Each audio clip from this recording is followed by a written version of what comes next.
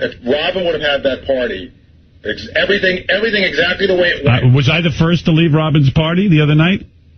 I don't know. The other night? Yeah, but you stayed longer than 3 hours. You stayed past the dessert. Howard. Did I? Yeah. Yes, you did. But guess what? That was served on time. I showed up on time and the meal was put out. But if you want to go down that road... And also, I wasn't tired. You left Robin's party at 10:35. So that's the point. So one time I leave a party early, you guys are up my fucking ass. I mean, when have I left? One time. The one fucking time. I went to your house out in the Jersey Shore. Yes. I was there the whole goddamn day. Well, you threatened to leave within an hour. Before you actually got there. I did. I wanted to turn around. I was miserable. Oh, you was mad. Now, listen, I mean, one time I left early. I couldn't keep my eyes open. When I went down done my time. When I walked into Robin's party, I said, hey, Howard. He goes, God, I wish I was at the Hamptons. Yeah, I was tired. Either you were or you weren't. You stayed a long time at that party. I did the best I could. I even went on the boat. I tried everything. You went on the boat, which you said you wouldn't do. You did everything you said you wouldn't do. I love this. Now it's become rubbing elbows with Billy Joel. I've gone out with Billy Joel, I think, 3 times in my life. And you never leave early. Oh, that's not true. But by the same token, Howard, I told you, when you said you would come and do an hour at my party, I said you should not come. Right. Yeah. If you didn't plan to come to enjoy yourself, you shouldn't come. No, thank you for that, by the way. But thank you for setting me straight. No, I'm just saying that I'm sure that's what the audience is feeling, too. Right. If you're not willing to be in a party festive mood, don't show up. Yeah, well, that's your MO, that's for sure. Well, I was sick. You sure didn't show up. I was sick, and I did graciously decline. Your invitation should always say, coming to party optional. I like this. I can't believe you were such a dick and left Gary's dinner before the main course was served. No, you got to understand something. There were 4 main courses. You're not getting it. You missed the potatoes au gratin. It was a 4-course meal. No. Or it was actually 5 courses. Yeah, 5 courses. Yeah. A lot of people, chicken was, the one right before the main course, which if you don't eat red meat, I guess that's your main course, but... And they sat me at that table for a half hour before you saw 1 drop of food. What? It was a half hour before we saw any food. Sitting. I don't think and the hour before that... I can't trust you. Are you making that up? No, I'm telling you the truth. I don't think we were sitting a half an hour. Hey... Whatever. Howard, I love you. Boy, you just fucking expand time when it benefits. All right. Whatever. Like a half hour. All I know is I would say it was about 8:40 when we first ate. Is that, Robin, we sat at 8:20. No, we sat at 8:15. Sat at 8:20. 8:15. I called it ready. We sat at 8:20. You were supposed to be sitting at 8. Hey, whoa. Do you want to hear what I have to say? No, I didn't ask you. Who asked you to say anything? I didn't ask you for a fucking thing. I'm conversing now. This is my time. You can get on that wrap-up show and talk all you want. You can wrap up all day. I think I need to go to Spice Boy boot camp. You know what? I'm still back to Bubba. You're going to listen to Mr. Foghorn Leghorn about what you do at a dinner party? When it's convenient. Bubba's right on target. Yeah, okay. He's a Vanderbilt. Here's another one that agrees with you guys. I love you, but in this instance, that is your etiquette at Gary's party. You are being the world's biggest asshole.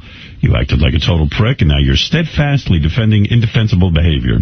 Artie should not have shown up late, but that was a mistake, not a deliberate choice. Oh, I don't know about that. I think it was deliberate. I agree. Whatever it was, I apologized for it. Well, good. Now I'm being harassed because I got tired because I'm waiting for you. Right. You, on the other hand, you were there till 2 a.m. You, on the other hand, intentionally and rudely left like a prima donna, interrupting your hostess and making a scene. If you don't apologize for this, your therapy isn't working, and you're a much bigger, more self-absorbed prick than I ever thought. Hey, do you think you should call Mary at least and apologize? Maybe you don't want to apologize to Gary. I wouldn't apologize to any of them. I have a comment for Bubba, by the way. Yes. Bubba's boot camp worked so well that his own producer left his wedding to go watch a football game. That's right. That's Bubba boot camp for you. Bubba boot camp. He was at Artie boot camp. Howard Stern is a hypocrite. He should just suck it up and say he's wrong instead of trying to blame everybody and deflect mistakes other people have made. Wasn't it just a week ago he was saying that he never did anything wrong? And I agree with that statement. I never do anything wrong. You're all wrong. Here's another one. You're a rude, selfish, egomaniacal bore. You act like you're the only person in the world who works and gets up early. What a total asshole. Why don't you just stay in your precious Manhattan playing chess with all your homo friends? Counting almonds and eating turkey burgers, you worthless fuck. You were wrong. Get over it. I'm afraid that Howard is on heroin. I've been listening for years, and I've always thought that Howard was a classy guy in his private life. However, the recent Gary dinner incident certainly proves that wrong. I am incredibly disappointed in Howard for not apologizing and taking it like a man. I know if I did something similar... I know if someone did something similar to he and Beth, that poor person would be cut off and never heard from again. I fully expected that today. Howard would stand up like a man, and he hasn't. It makes me fearful for his mental health. Oh, wow. He's obviously under some extreme stress. I told you that. Do you think he's on the brink of a nervous breakdown? Absolutely. It'd be great for the show if Beth would come on or call and answer questions about her feelings on Howard's behavior. Have you talked to her about the berating you're getting here? What's going on there? She heard the first berating. She thought it was hysterical. And then I said to her, we tried to call you on the air yesterday. And she said, I know. She goes, I was awake. I was in the shower or something. And I don't know. But I don't know why she doesn't call back. Yeah. You know. But I think we should try again today. Defend you. Toby Maguire will be here today, and Gilbert Godfrey will be here today. Oh, well, that's a nice lineup. I'm preparing myself for the emails about never have Gilbert on again. Oh, come on. I hate that there's one email like that. There's the heights and the depths today. Here's one. Uncouth. Having a dinner prepared for you by a master chef like Jean-Louis Guérin is like having Einstein come over to fill you in on relativity. I am sure Einstein would have called you a putz and walked out on your ass. I'm sure he would have. Nice job showing how little class you have. Well, who said I had class? Let that be a topic of discussion. Well, you are always talking about how, things were classy or, the classy move would be. Yep, and I think I did it right. Kevin Bacon's a classy party. The classy move would be to stand at the door and bellow for Beth? There are people who side with me, Robin. Let me read some of those.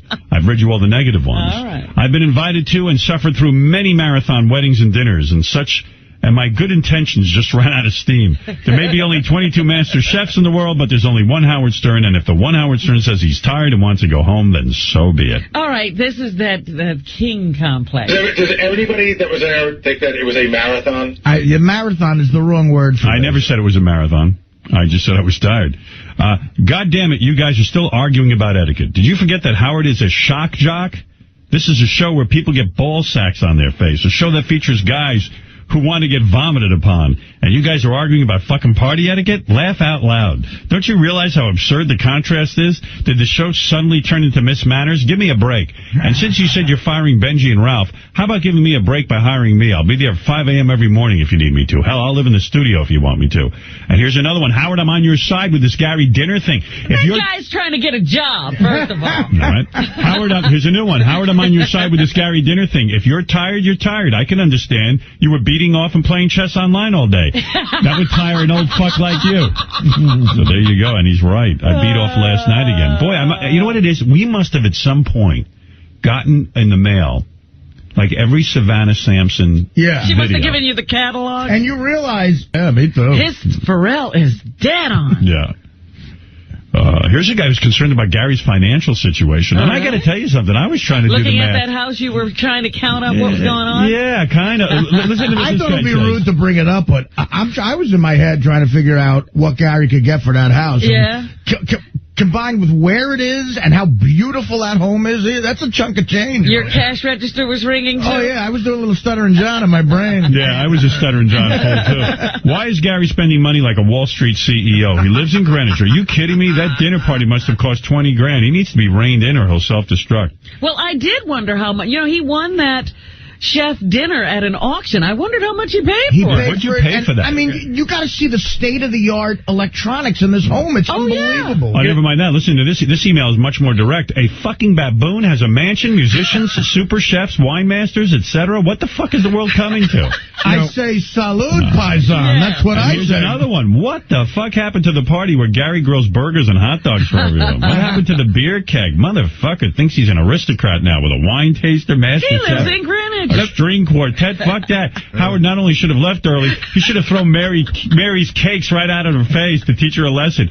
What they did screams, "Love me, Daddy," so loud I can hear it from Queens. What? May I address these? If I rolled into that neighborhood with a keg, someone looking like me, I would have been asked to leave. Because I read those this morning. The police would have been called. Billy's dinner party, how to leave if he wants to, how to leave if he wants to, how to leave if he wants to. If you think he's rude, then go fuck yourself too. Exactly. Right, let me deal with these one point at a time, okay? I love that song. Which part? The baboon part? That's to the point. Okay, first of all, the dinner probably cost, I think I paid about $1,900 for it at auction, and probably another $800 or $900 for, how to rent tables, rent the glasses, hire assistants, all that stuff. I wasn't thinking about the dinner. Baba Booey's laying out $20,000 for... No. So 1900. Hold on. Oh, 1900. The dinner probably cost around $2,700. Right. Okay, I have not become... I am much more comfortable grilling in my backyard. I bought that dinner specifically with you guys in mind because I thought it would be something nice to do. It was. It's not what I do all the time. There's not a master chef at my house. By the way, can I ask you something about etiquette? How many people called you up the next day to say thank you? Okay. How many? Howard Stern called. Who else? Fred Norris sent a note. Who called you? Notes are impersonal. Okay. Howard called. You called. Fred sent a note. Who called, I asked? I'm not who sent a note. Pam and Tim. How many people called you up to thank you? Pam and Tim. You're not telling me. You told me Fred wrote a note. I'm finishing. He's going through his list. Don't go through the list. Answer the question. How many people called you? Okay, I'll go over here and figure it out and come back with a number. What, do you need a calculator? Howard was hoping it was one. In a courtroom, three out of all those people. Three. And myself would be one of them. That's correct. And who were the other two? Pam and Tim. Right. Sabian. In fact, Pam called twice because she wasn't sure she had the right number. And Ronnie called. Of course. Fred sent a note, and Tom Chisano sent a note. A note. They were too busy to pick up the phone. Well, Tom actually tried to call. Artie's name was not mentioned. He didn't have my email. Who brought a gift? Everyone brought a gift. I brought a gift. Who brought a more expensive gift? Artie brought the most expensive. What did you bring? Artie's so funny because Artie goes, "Listen, I got a housewarming gift for you." He goes, "Really not much for Mary, but he goes, 4 tickets for a coveted Sunday Yankees game. And Artie's seats are the best seats. But Mary said that is a housewarming gift because Gary takes the kids and I have the day to myself. She has the day to herself. The house is very warm after that. That is not a housewarming gift. That's a great gift. I mean, his 2 kids are going to love those seats. He basically gave his seats that he gets for free. I get them for free. No, he doesn't get them for free. The best seats in the world. He could have sold those seats. The best seats you could ever have for any game ever. Yeah. That's not a gift for the hostess. $150 a pop. Your etiquette is off. My etiquette's way off. At least I'm admitting it. I like that. If the guy's so right, we have people vomiting on each other. We're worried about etiquette. Well, that's always done properly on this show. Yeah. Gee, when is the guy coming in to vomit on someone? And by the way, Artie, your gift was not appropriate. So wait a second. To finish that thing up, I don't have a chef at my house and a wine guy at my house all the time. Well, we know that. And as far as the house is concerned, you know what? I was thinking about this morning. I fucking earned it. I told Howard, we were sitting at the dinner table that night. I go, you see that chimney? That big chimney there? I go, that's a fucking fireworks appearance I did between Pittsburgh and Cleveland. Right, you worked for every bit of that house. I go, you know what? You see No that one TV? denies that. That's the beer fest in Orlando where a guy dumped a beer on me. I know, Gab, but I'm saying, God bless you. I know what you get kind of for those appearances. Right. That's a lot of fucking appearances. That's a beautiful Greenwich, Connecticut home. It also came from... looks like it belongs in Greenwich. Oh, yeah. Gary, you know what Gary reminds me of? You know when the guys used to smoke and you get those coupons on the back of the Camel cigarette? The Campbell's and Gary spent Camel Cash. Gary saved all his coupons and he got his house. That's right. He got his S&H green stamp. However you get there, you get there. Let me tell you something. It ain't just the house. It's a beautiful... You do a great job and you have a beautiful home. Show. The best produced show. Thank you. And let me tell you something. It was a great night despite the controversy, and we had a lot of fun. And what can I say? I was very appreciative to the point that I called you up the next morning to say, Gary, what you did was way out of control, way above and beyond. And I thank you very He much. had to leave. He was overwhelmed. Listen, we had a great time, and I really did enjoy having everybody there. I'm I really sure. did. And even our busting balls is all in fun. Yeah. I got it. For me, the most fun. Oh, you guys just want to get out of Bubba Boot Camp. The most fun for me. I'm taking on Bubba Boot Camp. I want to see if he can break me. I have a question for anybody in this Good room. luck, Bubba. Did people who gave gifts to Bubba, did anybody receive a thank you note? I did. No. I did. From Bubba, I did, actually. From his wedding, yeah. There you go. So I don't have to go. Wait a second, did I I? didn't receive a note. I can't. I think I got don't an so. email. Bubba sent me a very nice I got Personal. neither an email, nor a note, nor a phone call, nor nothing. Really? Wow. That's No interesting. kidding. No, Bubba did Zippo. send me a nice note. He did. What's with his wife? That's her job. Well, he's the man in charge. I don't think I got one Get her either. in boot camp.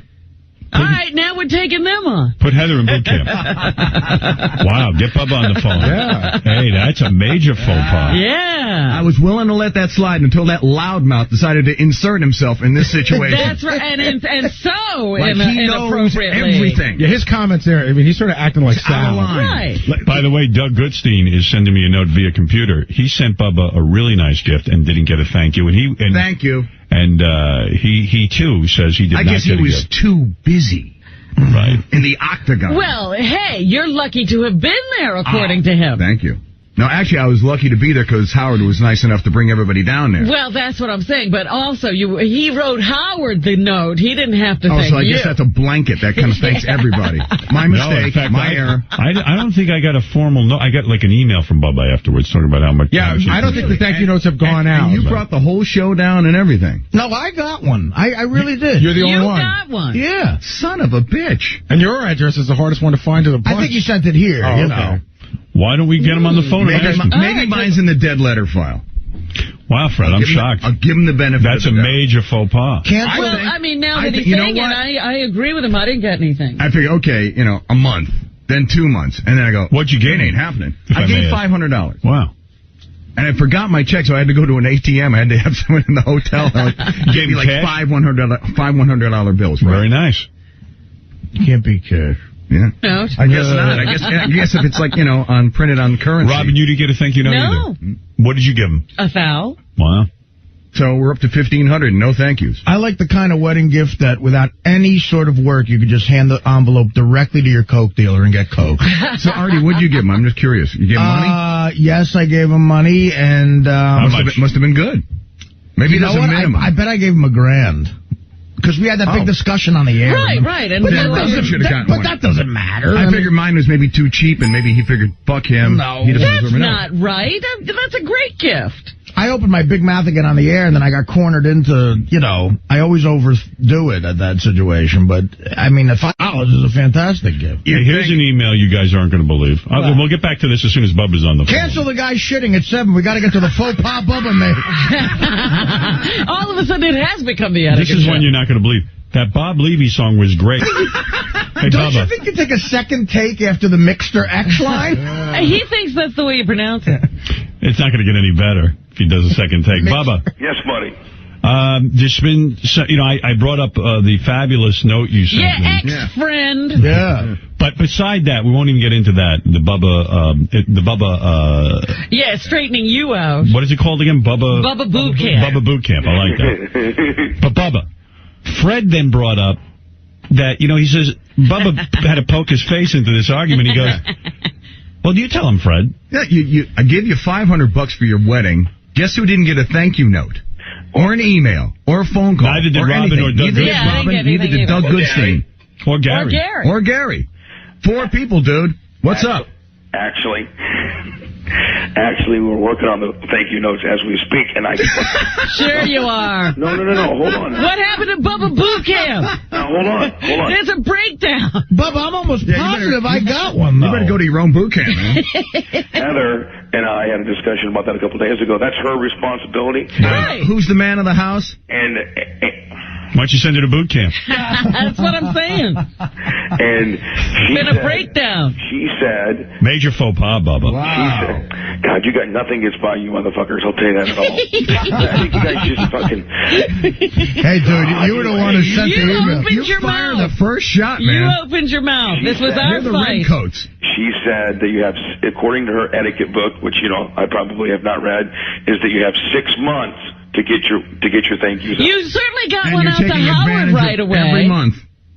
He sent me an email. You have 6 months to get your emails out. I mean, to get your thank yous out. But you thanked Howard right away. Yeah. No, but not a formal one. Well, let me just say, obviously, we're nothing. Jackie, you're no, everything, Jackie. and that's why he That's sided pretty with accurate. you in his silly argument Absolutely. about who should have been able to walk out of a Here's dinner the party deal. early. This is who should go. This is who shouldn't go. At Bubba Boot Camp, you learn how to lather up your boss's ass. Yeah, you got 6 months there. Well, It's Heather's fault. get the shit off your nose, Bubba. Fuck you, Rob. I can't wait to spin you out and dig you in the fucking wall. What was that? What? I said, I can't wait to spin you out and dig you in the fucking wall. Mary, you're on with Bubba the Love Sponge. Go ahead, Mary. Howard, what am I going to do with you? I just want to remind you, remember when Artie, you guys went to Bubba's wedding, and you came in that next Monday and you said Artie left to go next door to watch a football game, and you said that was absolutely wrong. Right. It was. Remember that? It was absolutely wrong.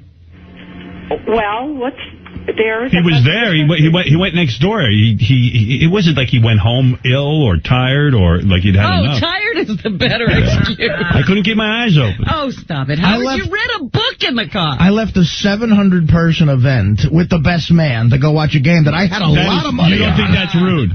I do, but what you did is rude, too. You're not admitting you were rude. I'll admit it. I didn't go to watch football. Artie was gone. I went home to bed. You left a dinner party with 8 people there, while 8 food was people. being There was served. 16 people. Artie, will you please come to Maine? Yes, I'll be up there this afternoon.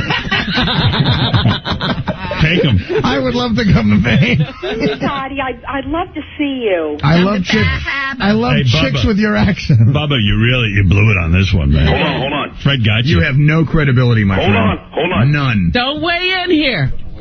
Now he's getting Now he's dragging poor Heather into it.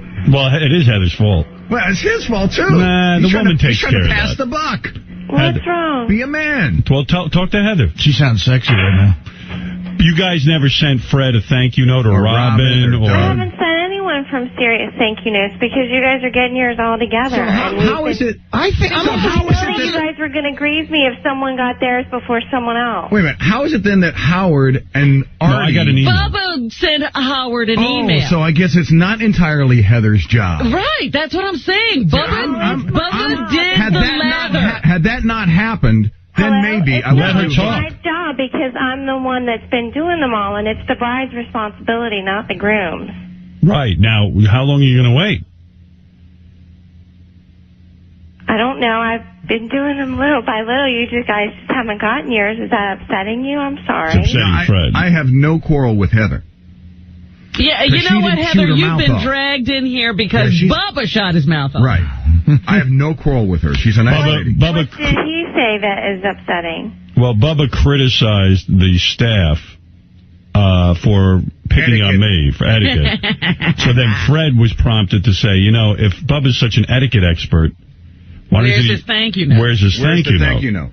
Well, actually, what I was taught and raised about, and what I had already learned, is that the bride actually has a year, and I'm like, I'm not going to take that long because that's kind of irresponsible or whatever. So I was like, okay, 6 months, and I do them little by little because in the beginning I had the opportunity to do them as we got different things, but then after the wedding there was like such a barrage of stuff. I'm like, okay, I've got to do this little by little. Well, here's an etiquette expert. It says the basic etiquette of thank you notes. There's such a simple concept. A thank you note is an expression of appreciation for a thoughtful act, expression, or gift. Right. But the potential for that the notes are never sent.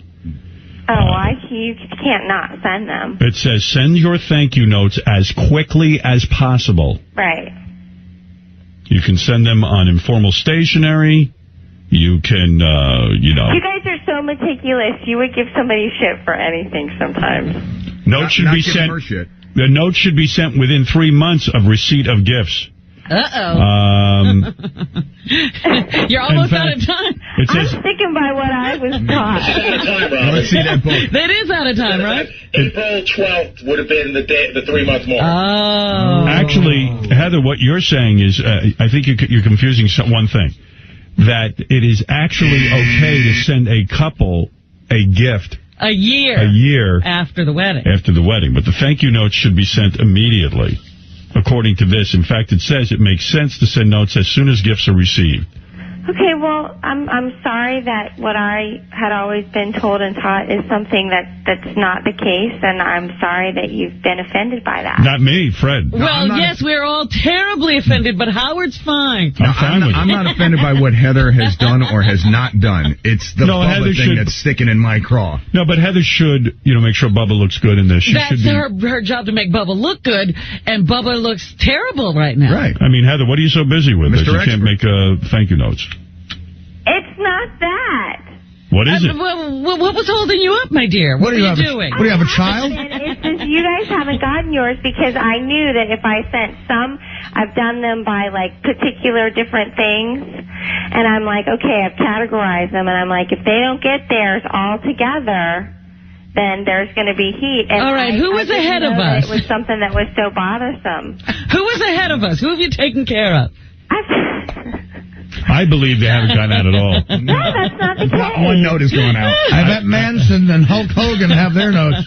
Hey, Spice Boy, throw those things in the fire. Did you thank Hulk Hogan for that $4 bowl he gave Has you? Dr. Diaco gotten his thank you note? If we hook you up to the lie detector. The lie detector. The lie chair. I really want you to come clean right now. You know what? I will have yours to you today. No. Heather. You're exonerated. Has anyone received a thank you note? Yes. Who? You want me to go pull up my list? Yeah. Okay, first of all, I have to get my daughter ready to school, and I will You're doing a great tap dance here, Heather. Let your daughter write the note. Don't go to the daughter thing. Listen, it's okay with me. Fred is offended. Not by her. Fred was hurt. Oh, jeez. Well, the reason you're getting shit is because because her husband threw her on the phone. Bubba, is why she's getting because shit. your lesser half decided to open his mouth. Bubba forgot to send a thank you note, but he remembered to send a note destroying all of us here. Hey, Heather, that guy who married you, did he get anywhere with you yet?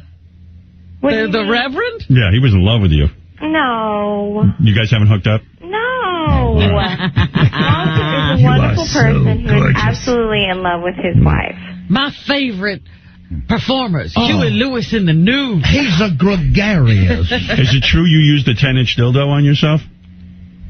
What? 9. A 9-inch. I was trying to mix things up. A 9-inch dildo. How Let me does tell you that something. come up? You got the right idea, baby. Screw the thank you notes. No. If you're mixing things up, that's hot. You did that in front of Bubba? She's busy. In the car, yeah. In the car, a 9-incher. Boy, I can see why he married you. You can't write You're a thank you note while doing that? Well, there's a way to distract. Who wrote you that note, Bubba? Let me understand something. When you say you did that in the car, you and Bubba were driving where? We had just come back from dinner. Well, you're a sexy girl. And you pulled out the 9-inch. Where'd you keep it? Hold a second. What were you wearing to dinner that night? I had jeans and a vest on. She's hot. Hey, you were wearing a vest? What did he say? He said you guys are some sick fucks. Yeah, like he Well, is. you did this. We did. Who bought the dildo?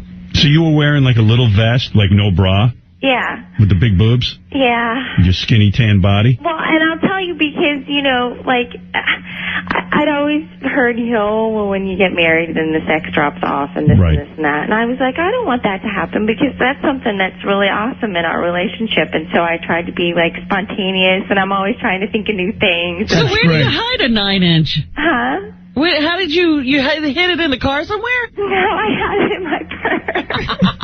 And did you tell Bubba at dinner that you were going to do it to yourself on the way home? No. No, you just took it out. Anything. I just took a moment when there was a little bit of quietness, and I thought, I've got this in my purse. So you're sitting there in the car, and what do? You remove your pants and your panties? And I started... And did you keep the vest on, or did you get completely No, nude? I took everything off. I was buck naked with my shoes on in the car. And like other cars drive by, can they see in? I guess if they were looking. You mean, in other it was words, nighttime. I don't really... We have tinted windows on the car, so. And then what do? Do you put your feet up on the dashboard? Mm-hmm. And you spread your legs completely akimbo? Yes. So you're completely spread open, nude, and you started putting a 9-inch dildo inside yourself. I was trying to, I don't know, entice him and mix it up a little bit. Don't explain. It's fine. I'm just trying to understand. Well, everyone else seems to think it's like some strange thing. And I I'm don't. like, we're married. I'm allowed to do these things. Can I tell you something? Every woman listening, you talk about etiquette, that's the right thing to do, because I got to tell you something. She may not be able to get a note out. No. Well, she got that dildo in. Gives a rat's ass about her note. Dildo out.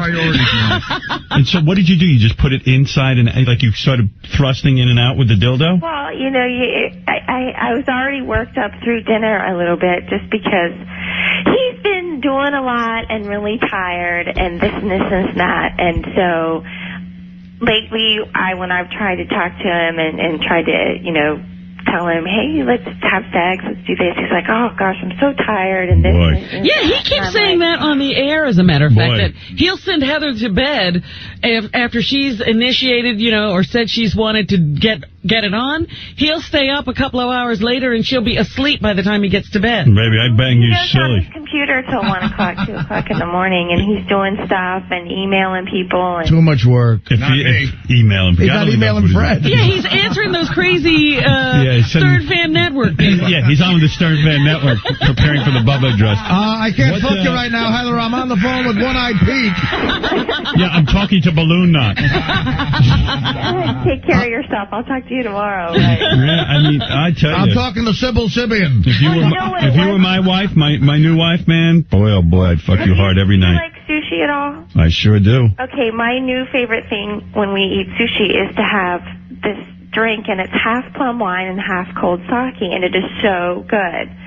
And I probably had a couple of those more than I should have at dinner, and so I was all kind of horny and worked up and all this kind of stuff. And so I had it in my purse because, I don't know, I thought, well, I'll just be crazy, And then when we got back in the car, I was like, okay, it's time. Did you leave your shoes on, or did you take those off No, too? I left my shoes on. Oh, you're some fucking girl.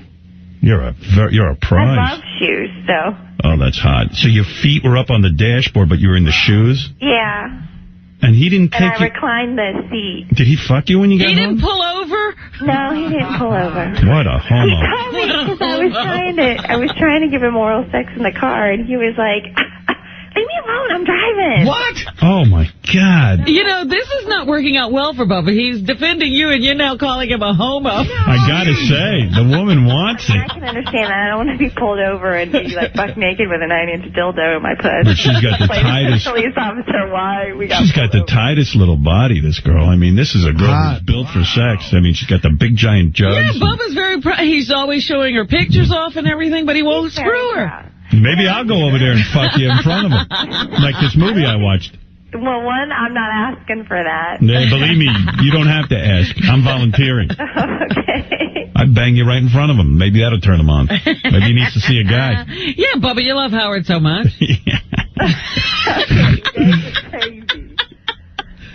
Let me tell you, I'm sorry to cut this off. I got to give the phone back to Bubba because I got to get the kids up. Later, baby. Okay, bye. Boy, you guys have made my whole life wonderful. Hey, after I bang your wife, I want a thank you note from her. Thank you nut is what you're going to get. What a bunch of cocksuckers. You call me up at 6:30 in the morning, turn into a bunch of little pussies. Your fucking deal, and then you single-handedly destroy me like a bunch of fucks. You don't, man, what's with you not fucking her? Well, what do you mean? I was tired, and she's going fucking crazy in the car. Settle down. We shoved it up your ass. Now we're coming back for the reshove. Look, Bubba, I listened to the show. That's not the first time you've turned her down. I've heard you say that 2 or 3 times. You stay up working, and then she's asleep by the time you get to bed, and you miss it. She's a wife. I'm trying to gear up for that big French kiss I'm going to give you when I sit back on the wall. He'll have no problem doing that. That's right. He'll get it up for me. No, I mean, lately she just wants to fuck all the time. I know Artie's going to give me the wham, so I'm giving him the big matzo ball to fucking wham me out. But lately she just wants to go fucking crazy, and I'm just like, we did fuck a couple nights ago, and I thought it did pretty good, and then I go to my little counter and start taking some of my creams and what have not, and she's over there dildoing herself again. And what? Seriously, you need to fucking chill out a little bit. Time for mommy to come. I got to tell you, you know, the thought of her, because she's smoking hot. She's really sexy, man. The thought of her in her shoes, and they're up on the dashboard, and her legs are spread, and she's naked in the car, man. Boy, that looks like a Playboy centerfold. That sounds good to me, man. It was pretty. I mean, thinking about it now, I shouldn't have been such a prick, you know. But I don't know. I really blew that one. Stop bothering me. I'm driving. I mean, when a woman goes to that depth to, you know, entice you, to please you, that's just the ultimate love. A couple nights ago, I was on the computer. It was about 12, and she come walking in my office, and she had this brand new little Fredericks of Hollywood pink bustier with some crotchless panties on and some, like, I don't know, rose-colored fuck me pumps. And she goes, "Look." I go, "Hold on a second." And hold on. What are you busy with? He's in mid-sentence. Are you on that? Hold on, I got to save what I'm doing. And so I saved it, and she said, it was probably about a minute, literally. And she goes, "Well, you really blew this spontaneity there." And she opened up this robe, this little pink robe that she had on. She had all this. She was all gimmicked up. I was like, "Wow, that's pretty cool." She goes, "Well, come back to the room, and let's fuck." And I go, "Okay." Well, I think I stayed on the computer too long, came back, she was passed out. Yeah, this is what he's doing. And by the way, I mean, I don't know a disc jockey in this country, a radio personality in this country that's doing anything important on his computer. No. I mean, I can't. Bubba's on there with that Stern Fan It's Network. not like he's Bill Gates. Talking to that bunghole guy. What's that guy's name? Bunghole Bob, I think. I don't even know who Bunghole Bob is. Secondly, I don't get on Stern Fan Network and talk back. I just read this shit, but I don't talk back because I don't know. I don't want to talk back. Well, then who are you emailing? Who are you busy with? I was actually at that point going through merchandise. Ordering new shit, and transferring money from A to B, robbing Peter to pay Paul. You know, important shit, kid. Do you have a bigger thread than Eric the Midget on there? I don't know. He knows. How many friends?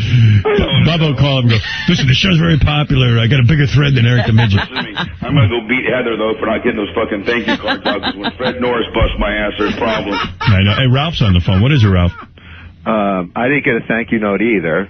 Number one. Well, first of all, Ralph, you didn't show up, and you didn't even fucking RSVP, you cocksucker. You said, yeah, you tried to big time me and say, "Well, I may go, but I may not." No, then you come up wearing a Danny Terrio fucking outfit from the 70s Solid Gold show. No, you're confused. You're supposed to have sent me a thank you note. And what is Bubba Boot Camp? Do you learn to ignore a hot chick there? Yeah. Because you become gay? You get debold. You don't need to go to Bubba Boot Camp, because believe me, you ignored chicks enough, you fucking homo. You know what? Let me down there. I'll take care of her. Let me tell you something. Just like you took care of Akira when she was rubbing your cock at Scores. Let me tell you something. Ralph, you should tell the wedding story. You can't tell who it is, Ralph. He did something at Bubba's wedding? No, not at the Bubba's wedding. Remember, you know what wedding I'm talking about? Where you rub the chick's titties with the ice cubes? Whoa. Oh. Yeah, we can't talk about that. All right. No, we can't talk about that. No, I'm not going to say who the people are. Yeah. All right, forget it. It was the day after the wedding. You actually got close to a girl? Yeah. I did. How many weddings has he been to? Well, you should come to Ralph Boot Camp. I'll teach you how to fuck your wife. I'll be fucking boys. Am I getting on? Ralph Boot Camp is great. You don't have to show up. It's a correspondence course. Ralph Boot Camp is really at Sam Simon's house. Yeah, it's a luxury boot camp. Great. You have a good time. Yeah, you fucking mooch off somebody else for another 2 weeks.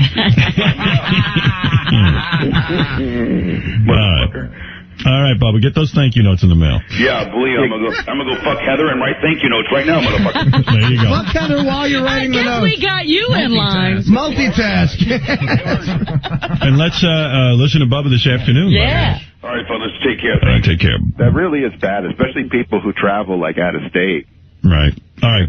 See you later. What's he talking about? That we traveled all the way to the wedding. Oh, the thank you note thing. You know, I'm thinking I read an email, too. He must have emailed Ted, and I definitely read something where he said thank you to me. But it might have been an email as well. Well, I don't think I've read anything.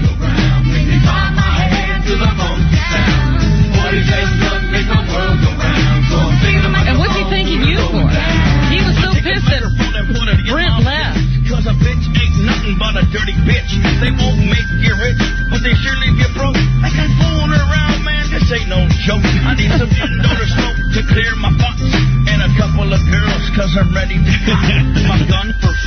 It's Bubba the Love Sponge. Say what you want, but I get the job done. Running game on a hose and cracking 40s with my Enough of that.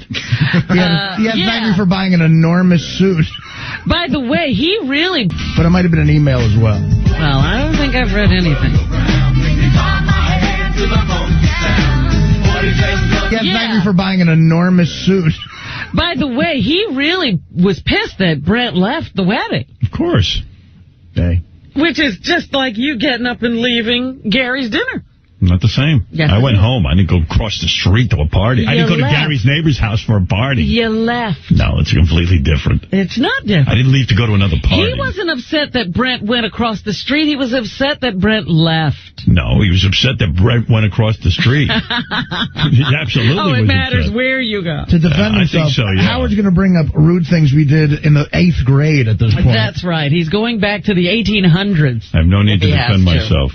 I read the email and I took my beating, but You're not going to apologize, though. No, I'm Never not. going to apologize. Never. Never let him see you sweat. That's right.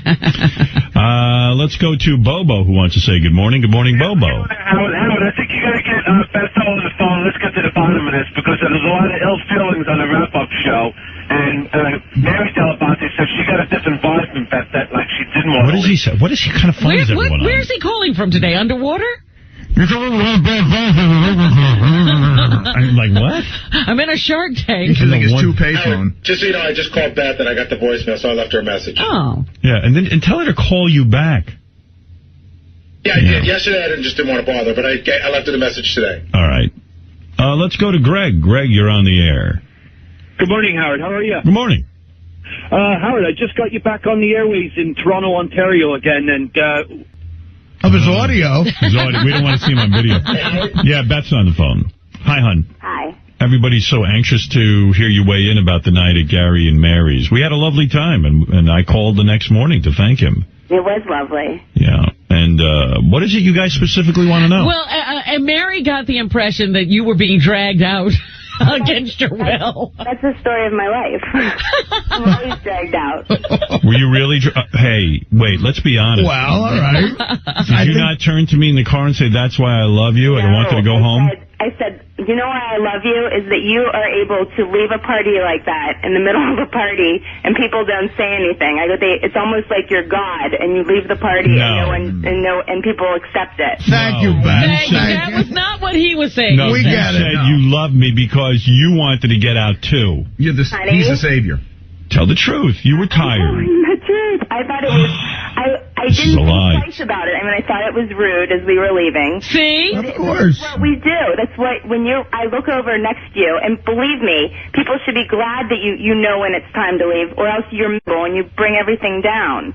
So it was appropriate that you left because you were so exhausted. Your eyes were rolling to the back of your head, and I'm like, I know that look. And I just looked at you, and you go, I have to leave. And that's when we left. And weren't you happy to leave, though? Because I knew that I would have to keep you awake and worry about you, but I was actually having a really great conversation with Gary and Mary, and I could have definitely stayed longer. Are you telling the truth that you weren't sort of ready to go? You had kind of been talked down? Beating her. Because I didn't get this impression. She just said what she was thinking. To go in regards to you. I know that it's time for us to go when you're fading. Oh. That's the truth. All right, well, then I stand corrected. I thought you wanted to go as well. It had nothing. It never has anything to do with me. It's always but it's fine. It's what you were ready to go. She had a boyfriend who used to keep her things way too long, and she was miserable in that relationship. But honey, leaving a party at 10 o'clock is different than staying out till 4 in the morning. There's a happy medium. See, yeah, he's missing the whole thing. No, I'm not and missing Artie it. has been saying this to you since the day of the party. But I have to say Howard was correct in leaving at that time for his sake and everyone else's sake, or he would have just been a nightmare and miserable. He couldn't last, what is he, a baby? He couldn't last 15 minutes more? Well, he was exhausted all day. He was up the night before worrying about this stupid chess tournament. See, that's the thing. He's not sleeping because he's worried about chess. I have a life. I have a life. You have no life. You see, I'm glad Beth called to defend herself because you were making it sound like, I mean, Beth would never be that rude as to say, God, I wanted to leave. And Artie said, I know Beth, and this does not sound like Beth. See, I was worried about a chess tournament, and you were worried about Monday's show that you had a tickle in your throat. What do you mean, Monday Monday show is not something to worry about? You're full of shit. You can say I'm full of shit all you want. You're just but full of the it. truth is, that's You what was weren't worried going about on anything. for me. No. You made up a whole I was lie. worried about Monday. I didn't make up a lie. You made up a whole lie that Beth was ready to go. And No, she I didn't was say not. that. You took her by the hair and dragged her out. I said that she was happy to go as well. Yes, because she knew you'd be miserable and she'd have to worry about I you. never heard that before. Honey, I'm happy to go wherever you are. That's the bottom line. I didn't realize I was dragging you out. You know what? There's going to be a change made now. No. That's now lucky. Stop that. The change is going to be... We're teasing you. You're going to see how long I stay at things, and we'll see who drags who out. Here you go, going to extremes Oh, again. yeah. What me for being honest about my feelings here? Howard, she's not saying she was happy. She was happy. She was happy to go. She went to sleep in the car. She was so exhausted. Yes, she did. You were reading that chess book, and I was sitting there looking out the window. She was bored with you. Is what you're Why didn't you put a 9-inch dildo like Heather? Did you hear because that? you have a driver. Bubba's doing the driving. Well, so what? Get your head out of Bubba's situation's more dangerous. You got to hear this, honey. What? Heather, hon? Yeah. Heather was in the car the other night with Bubba. Yeah. She took off all her clothes and took a 9-inch dildo. Wow, that's impressive. Played with herself in front of him. Wow. To turn him on. She was carrying the dildo in her purse. Is this a hint? Yeah, I think that's kind of hot that she's mixing it up. Oh, this is mean. No, I'm not complaining. I'm just saying I thought that was kind of hot. Well, you know you're being rude again. Good for them. Good for Bubba. That's wonderful. Could you imagine if Beth did that? I'd probably throw her out of the car. I'd be so What are you scared. doing? You wouldn't even look up in your chess book, I guarantee. I know, I'd be like, what are you doing? I'm reading my chess book. Now stop it.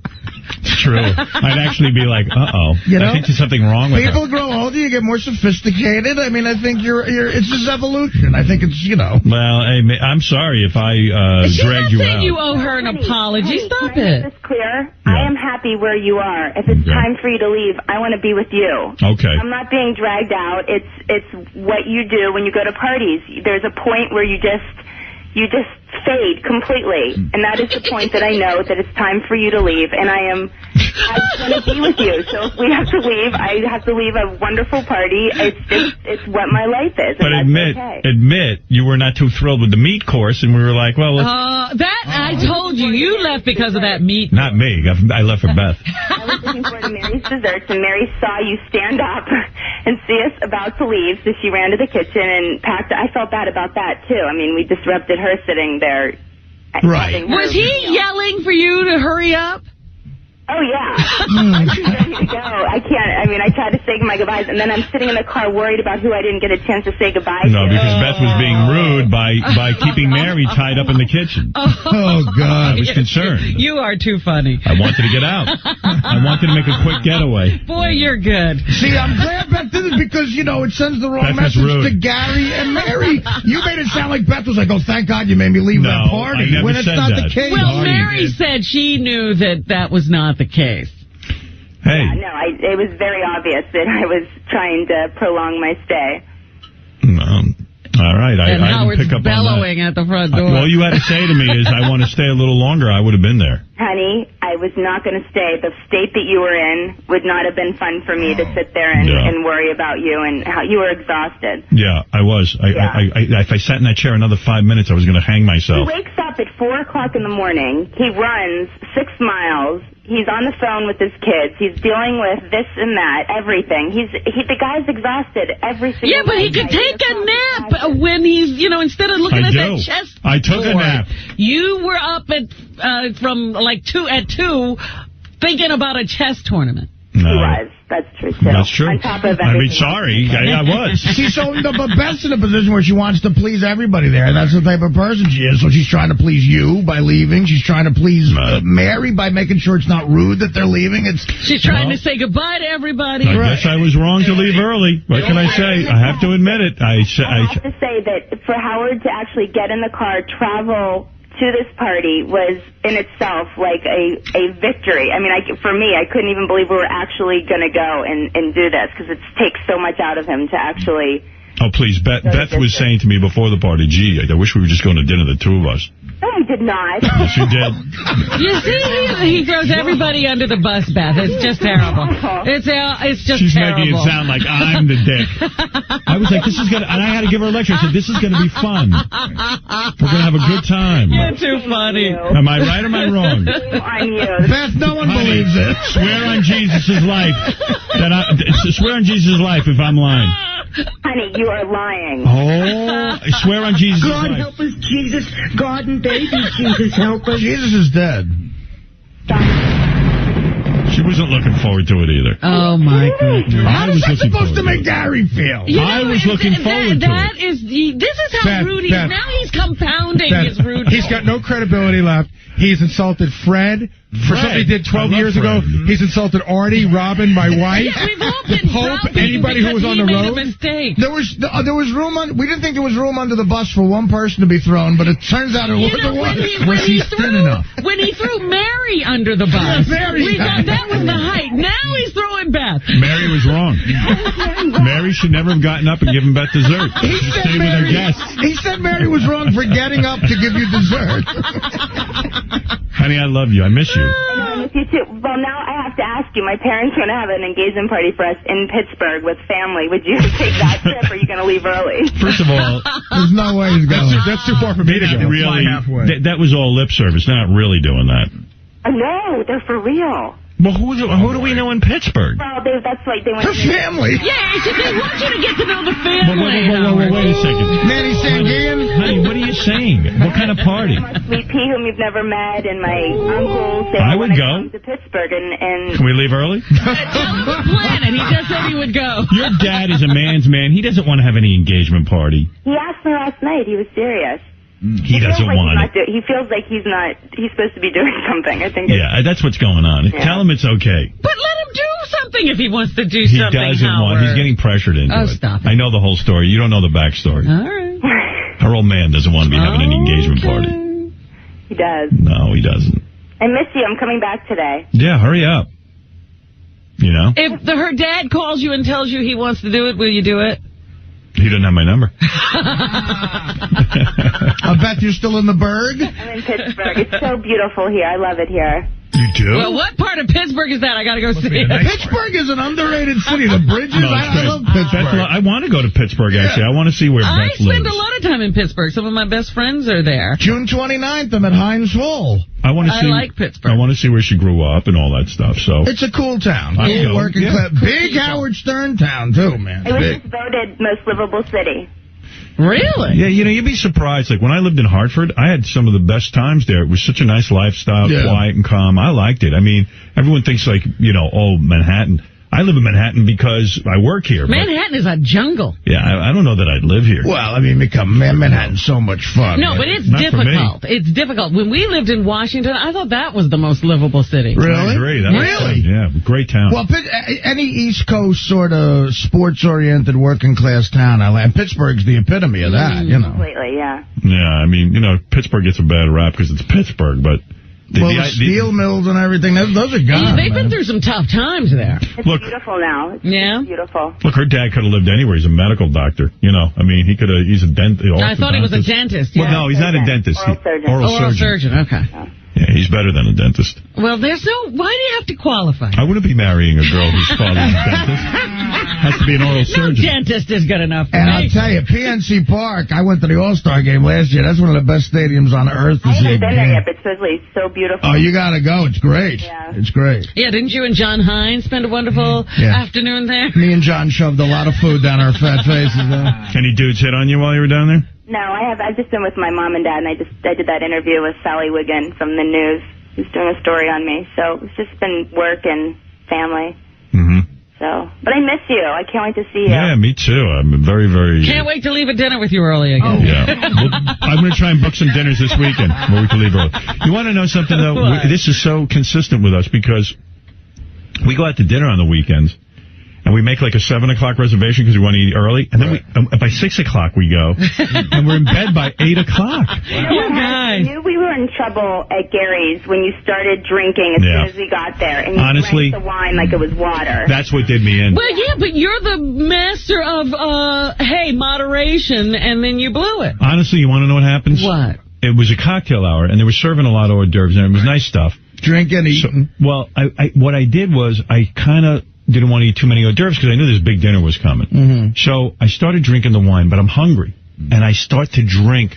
To fill not up. eat? Yeah. Yeah, that's your mistake. I invited Ralph I got over my so house this sleepy. vacation. Right. See, then if you have your big meal while you're drunk, after that, and then I kept drinking during the day because they had all these wines. The wine guy was carrying on. So I fucked up. I mean, I guess. I just got really super tired, but... Well, when one of us has... Well, I hope you learned a lesson here. No. Things will never change, Robin. It's never going to change. You want to have me to your house at dinner, have me at 5 o'clock. I know how to have you to dinner. I have you at noon. I never left your house. You can do it right. I know. Robin, who were the first couple to leave our engagement party? You were. Right. We left our own party But early. that was fine. That was fine. You did that right because everything was done, and your leaving allowed other people to do their leaving in a, casual manner. But that's just how it is. I know and he sneaks out. He's always the first to go. When someone here in the main group has something going on, you guys are always supportive. Like I felt, like for the Beer League premiere, you were going from the very beginning. You're very supportive in that manner, and I tend to feel guilty because that red carpet is a nightmare for you, but you did it, and that's great. I'm not a dick. No, I know you're very supportive. I stayed at your after party. They were very gracious to Adam the other night. They walked the red carpet, great guy for everything. People don't know that. Talk to everybody. I'm getting a bad rap. But you know what's funny? It's Wednesday morning. It's just a dinner party. It's Wednesday morning, and what you just said is all anybody wanted to hear. Fuck you, Gary. No, what you just said was right in the money. You're like, out of here. You drank, you got tired. I said that all along. I was tired. You were nasty and said he was wrong and Artie was wrong. No, Artie was wrong. Fred's wrong. Mary's wrong. Fred's wrong. Jesus is wrong. I'm changing off that. We need a better coaching. Mary was wrong. She shouldn't have gotten up from our table. She's rude to her guests. And Artie was rude to show up late. I apologize emphatically for that. Artie showed up during the cocktail hour. No, he showed up at 8 o'clock. That's why dinner was late. And you were upset dinner was late, too, honey. I hate to say, technically, he did show up during... He did. He got there 5 minutes. Yeah, but they pushed the dinner back because of then Artie. pushed the whole dinner back. That's true. I totally admit that. Who's In wrong? hindsight, I should have begged you to give me the tour after the dinner, but... That's true, Artie. You didn't make the tour. I told you, I'm not wrong. The tour had nothing to do with it because I had already pushed the dinner back. All right, no one cares anymore. Okay. It should have started at 8, and Artie could have toured after dessert. But to Artie's tour, I had pushed the dinner back to 8:15, so we had time. Gary, it was perfect. The Thank whole you. evening was delightful. It was great. And just state-of-the-art, beautiful, wonderful. And It was. thank you. It was great to have you guys there, and I can't wait to do it again. I would be right there. Afternoon. Have an afternoon party. I got to say one thing. Can we get that shock chair back for Gary? I would be there in a minute. I enjoyed myself. He will be there for 30 seconds. I will be there for a minute. That's right. Can you have the barbecue along Howard's jogging route? If I hadn't drank, I would have been a lot better off. Yeah, I understand. But I was enjoying myself. I've been there. I've been Big deal. I didn't know it was a federal offense. I'm shocked that this escalated into something like this because that is what you do every single event or party. Right. Of course. But you haven't heard. The only reason it escalated is because Howard just was lashed out at everyone. And he attacked everyone. saying that he was right and everyone else was wrong. I am right. I still admit it. The agenda we have at Sirius, it's hard to let any subject go. It That's lingers. right. We have to hang. Artie talked about how, we talk about it on this show, then we go to the wrap-up show, the Superfan Roundtable. Right, Superfan Roundtable, what's that going to be about? All that, what can they talk It's all about nonsense. All right. What I love is that you guys got me on the phone and this still has not changed one thing from his end. I know. But they did get to hear your end, which was, I think, a little bit of a lie. No, you made a dent in it. A little bit of a lie. White lie, but I'll let her have it. I love her very much, if that's what she needs to do. But she's right. She would have hung in there, I'm sure, longer, but she was happy to go. Nobody was trying to keep you out till 4 in the morning, Howard. Well, whatever. So I guess I'm bad. You're not bad. No one's saying that either. You're not a bad person. You just did a bad thing. Right. I'm not a bad person. But at least I must apologize to everyone individually. I'm a good person who did a bad thing. You should apologize to Al Sharpton for leaving Gary. Would you go on the Al Sharpton show? Hey, now what? We probably should break soon because I think Toby Maguire's on his way up. Okay. But I do have one thing for you to play on that Nick Manning thing. With the Cubs thing. We found the clip of Harry Carey saying God wanted them to win. Oh, yeah. All right. Hey, honey, I'll let you go. Okay, I love Bye, you. Beth. Bye, Bye-bye. Beth. I love her very much. We all love her. Yes. You got a good catch there, brother. Yes. But you shouldn't lie on her. We knew. Where's the Harry Carey thing, quickly? It's on Gary. Started off with Benji being late. Hopefully we'll get him in here and see how he's holding up. And Howard went right into the party argument and totally deflected on Artie and Robin, and we'll talk about that. Plus, Sour Shoes had a few minutes on, did a nice job. Go to the phones. Let's talk to Jay in Santa Cruz. Jay, welcome to the Wrap-Up Show. Thanks, guys. You guys are great. Thank you. I just wanted to say real quick how everybody kind of skipped over, and especially Howard, how he kept reflecting on everybody else in that asshole movie made at Gary's house. Guy was, going off about how everybody was late and this and that. And he just needs to apologize, get over it. I feel sorry for Gary. Yeah, I think so. He just jumped topics for a second, but I think what he's going at is Howard really did. He just viciously lashed out at everybody. He deflected to Artie, Robin, you, Fred, your wife. No, Fred and my wife. Fred. My wife was the topper on it. Yeah. Like, he yelled at Fred for something that happened at the Rainbow Room, in 91. Ralph, that's right. But I think Artie got the most heat because Artie reacted the strongest to the deflection. I mean, Artie sounded genuinely ticked when Howard finally said, you know what, your lateness is the reason why this all went down. Me and Howard were just talking about how every argument gets dragged out on the show since we came to Sirius because a million shows analyze it, and now the Superfan Roundtable will probably talk about it, and the website, and blah, blah, blah, and the news department. But, yeah, we should probably drop this because it got to a point to where Howard clearly is not backing off on this, and it's going to get uglier and uglier every day. He's unbelievably wrong on this issue. He's not going to admit that, so I think we have to move on. It's funny because Artie told him he thought he was wrong. Robin told him he thought he was wrong. Fred told me he thought he was wrong, and the email overwhelmingly agrees with that. And it's like funny, like we were joking around, like if Howard just said, yeah, you know what, I'm wrong, what are you going to do? It'd be over. But it's funnier, I guess it's like when he yells at me and I just continue to fight with him, it's the same thing. Like he continues to say that he's right, and he'll mow down anybody that gets in his way. Ian in Albany, you're on the Wrap-Up Show. Hey guys, good morning, great show. I got two things, Artie, man. I'm a huge fan. I want to know when you're coming back up to Albany again. That Egg Theater is one of the best theaters in the country. I haven't been there in a few years. You know what? I can promise you, within a few months, I'll be up there again. Oh, man, you got to let me know when you're going up there. I want to be right in the fucking front row for that shit. All right. And number two, I just want to say Bigfoot and Sour Shoes are gold on that fucking show, man. Those Agreed. guys are great. Yeah. For different reasons. It's funny, Jason and I were talking today about, like, when Sour Shoes first started calling into the show, like, 4 years ago, Howard would, like, hang up on him before he could even get a word in. Right. And you were trying to sell him so hard. You're like, you got to have this guy on the show. He's great. And it's only now that he's finally started to, warm up to it. There's some people who just found their place here. Like Sour Shoes, I don't think... we barely talked to him at K-Rock, right? Yeah, no, I mean, he used to sit down in the lobby every day. But it's funny because Sour Shoes would call, and I would entertain his lunacy for, like 20 minutes every Friday. We play a game of Stump the Buoy. And then the interns, he really sort of developed this relationship. All the interns always like him. And inevitably, during the semester, the cute intern will always come to me and she'll go, what does this Sour Shoes look like? Because, he seems like a really nice guy when you're talking. Like, I don't know, he's charming on some odd level. Riley definitely hit more of a stride here versus on terrestrial. And Alice, we always love it. Alice here is gold.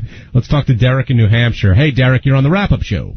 Hey, what's happening? I just had a quick question. I was wondering if you had ever gone into Bigfoot's rap sheet and exactly what he had gone to jail for and whatnot. Hey, Ralph, did you expect your call today to go as it went? What do you... Oh, you mean Howard being... Yeah, well, I didn't hear... How bad did I get railed on? Pretty good. He said sort of like, I think the words were something like, fuck him, I've been pretty good to him, who's nicer to him than me? Oh, yeah, no Christmas bonus next year. Right, that was a biggie. I'm not getting $50,000 next year? No, $50,000 next year. Damn. No, come on, listen, Howard, I was just trying to give you guys a good clip to play on the air today, but come on, I don't know how he doesn't see that was wrong and just admit to it and be done with it, like Artie said. It's just going to go on forever, but I just thought it was a terrible thing to do. And then to try and say, like I did, again, if anybody else did anything like that at a party that Beth threw or that Howard threw, it would be a hanging offense. You would just be killed. Right, we were talking about some of the things that Howard said over the years, like Robin had a party for Fred, and Scott DePace didn't come because the weather got bad, and Howard called him an animal. Only an animal would not show up to a party Hey, like that. I once talked to John about this. What do you think Howard would attend? Like if Scott Salem had a party, a going-away party for his kid, a big one, would Howard attend? No. If Depends where it is, by the way, too. That's important. If I had, I don't think he'd go to that one if it was in his lobby. No. my son's communion. No. Would Howard No. attend anything that I threw? Anything? No. He might, but I don't think he's your funeral. I was saying I'm putting my wedding stuff together. I think he would come to my wedding if it was in New York. Right. I think there's no chance he's going to come to it if it's outside New York. That's right. Well, it also depends on what time, what day, right? And how much time. I got one. How about, let's say, for example, John Hines' daughter's bat mitzvah. Do you think Howard would attend? What do you think, Gary? I don't think he would attend, but I think he would want to attend. But again, unless it's 2 blocks away. No. He's not going to John's bat mitzvah. Hey, by the way, I want to give a heads up. I think at Howard 100 News they got a hold of my chef, and they're interviewing him at Howard 100 News. So keep an ear open for that. Stay tuned for the news. The guy who should be least offended of all. Hang up on Ralph, will you, please? All right, thanks, Ralph. Appreciate the call as always. Thank you, Richard. Sal, quick plug, go ahead. Yeah.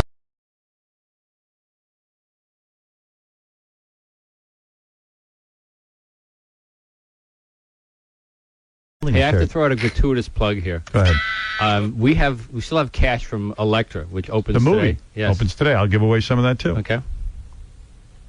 Now, thanks to you, every one of my phone calls will be, can I have money? Thank you for doing that.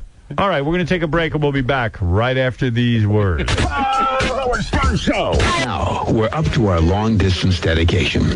And this one is about kids and pets and a situation that we can all understand, whether we have kids or pets or neither. It's from a man in Cincinnati, Ohio. And here's what he writes. Dear Casey, this may seem to be a strange dedication request, but I'm quite sincere, and it'll mean a lot if you play it. Recently, there was a death in our family. He was a little dog named Snuggles, but he was most certainly a part of... Let's start again. From coming out of the record. Play the record, okay? Please. See, when you come out of those up-tempo damn numbers, man, it's impossible to make those transitions, and then you got to go into somebody dying.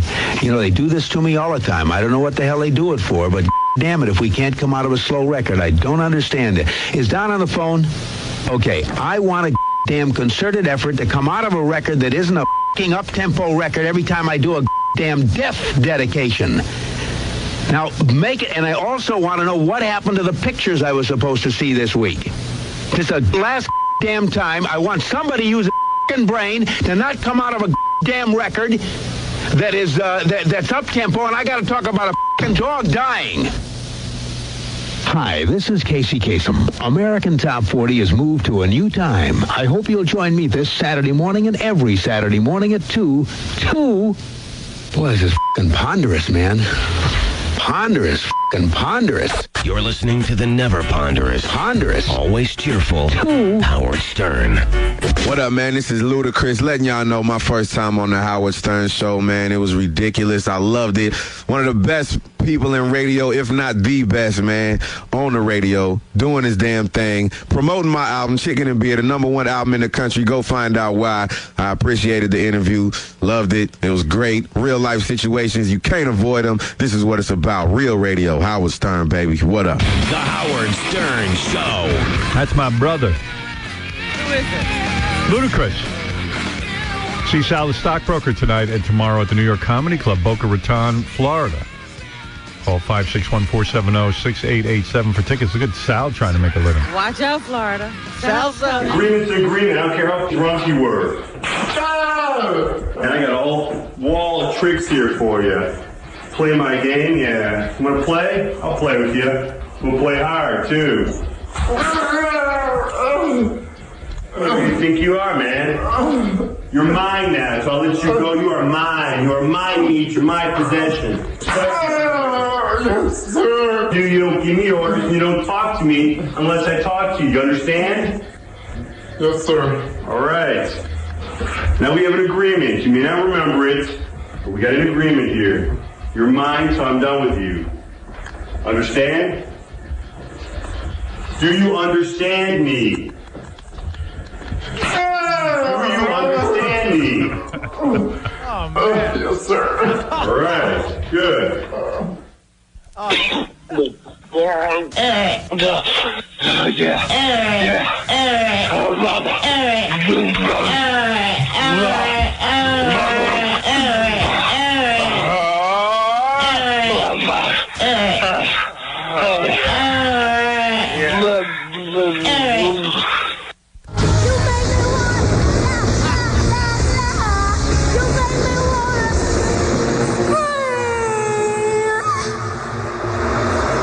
Is a disgusting act, and it's unfortunate that we had that on our air live. That is disgusting. You bet. Now that's appropriate. That's great. All right, you want to try this new thing out? Let me get my glasses on in case this is on E, and I could almost bet it'll be on E. I hope. Got 3 women here, Morgan, Sylvia, and Christine.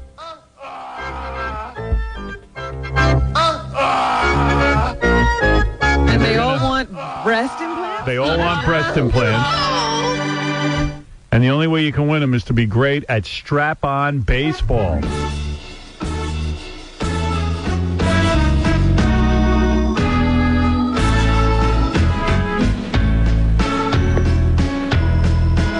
Strap-on baseball. Whoa, hey girls, not bad. They're already? They're ready. Yeah, they look ready to me. Hi, Howard. Hey, baby. What's your name? I'm Christine. You're Christine. What's your name? You're Sylvia. Sylvia. Okay. And you're Morgan? Morgan, yep. I was here a few weeks ago. Chicks all look pretty good. What was Morgan doing here a few weeks ago? High pitch Eric. You did him? No, God. She wanted to be attached to him. Oh, I see. She was applying to be attached. Yeah. I was so sad not to win that one. So what are you, flat-chested? You don't look that flat to me. Yeah, I'm an A. You're an A? Mm-hmm. Yeah, those look like B's to me. Mm-mm. I'll tell you, you look fine. I bet you they're perky and nice. What are you doing? They certainly are appropriate to her body, right? How big you want to get? C. C cup. Well, there's only one way to get to a C cup on this show, and to be a champ at strap-on baseball.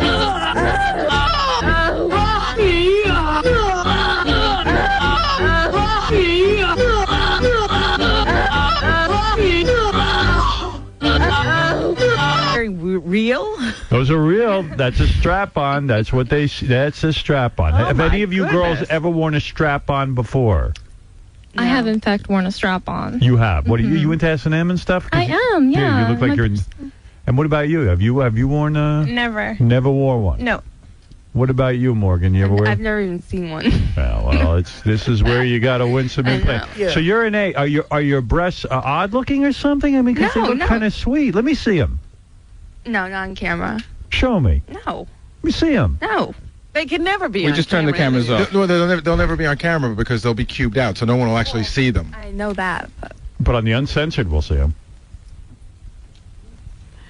Well, you can't win then because you'd have to show the new ones when she got them, right? Yeah. Oh, really? Oh, yeah. We're not gonna give you a great breast implant operation, and you're not gonna show us your boobies. All right. All right, let's see. See, those are. What are you, crazy? Wow, those are hot. Don't do anything. You're out of the game. I'd go triple M. You really want to Triple M. You really want to make those? What did you think of those, Artie? They're beautiful. They're perfect looking. They are. Has any man ever complained? No. That's God's work. What is your problem? What But are you going to be doing that you need to see? They're usually a little smaller, but like I gained a little weight since the beginning of the year because I've been drinking a lot. No. Just drinking. Artie too. Yeah, I gained some weight drinking a lot.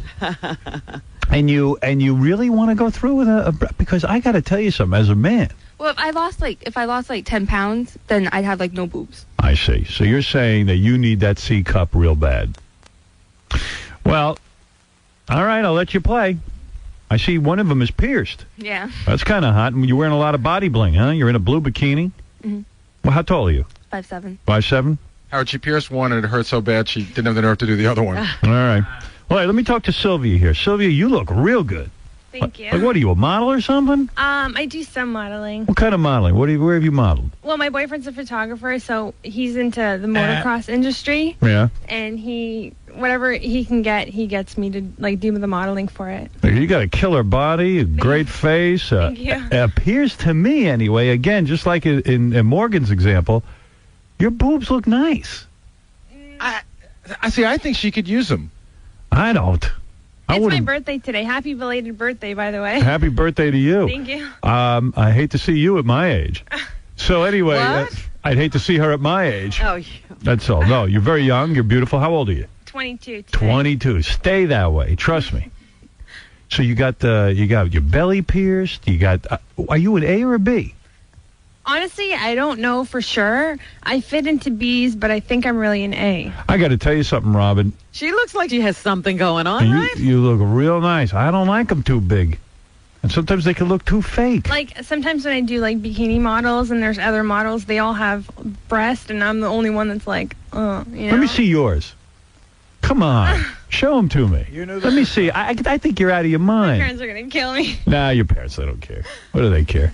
So what? You show Howard Stern your breasts. I'm like a doctor. It's breast. That's right. It's I better breast. get something out of this. Let me see. You never know. Those are nice.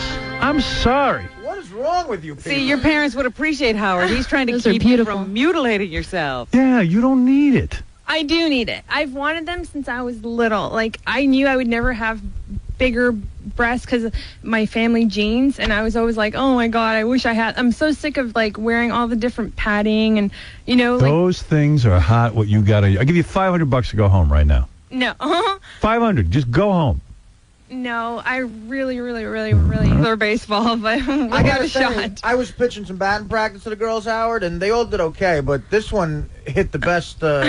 She had a line drive. I see. A solid line drive. Well, hey. She's got a chance. Well, we'll see how you do under pressure. Well, I'm going to let you play if that's your choice. Dr. Sal Calabro has said that he will give breast implants to the winner of Strap-On Baseball.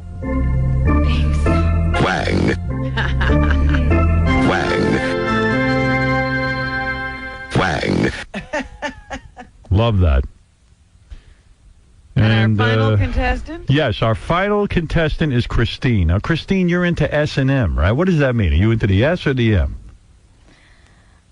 I'm not really so much into sadomasochism, but I like bondage. I like discipline and role play. You like to be tied up, or it looks like you like to tie the guy I really up. like to do the tying, yeah. Yeah, are you in that professionally? I mean, do you do that for a living?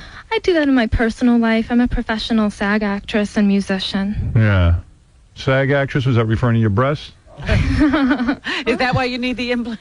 I need the yeah. You're another broad. I don't get you either. I mean, unless you're wearing a push-up bra or something, it looks to me like you got a lot of breast up there. Let me tell you the truth. Okay. I had these done when I was 17 because I had nipples on rib cage. That was a mistake. Whoa. Easy on your language here. I'm sorry, not my outside. Hold on. You're a little too. I got trouble with the government over language like that. You got to slow down a little. I'm terribly sorry. You know what? You can't even say the N word. Okay. Yeah. I meant the inside, by the way. So. The word outside is not what we had a problem with. All right, let me get back to it. So you're saying you were mutilated in your first breast operation? Yes, I have sharp pains and I can't sleep all the time at night.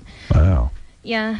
They're really bothering. They really bother me. Yeah, so you want to get new implants? Yeah, I'm hoping that I can get some of the sensitivity back, and if they go a little bit bigger, then they'll hang over the scar, and, you know, maybe...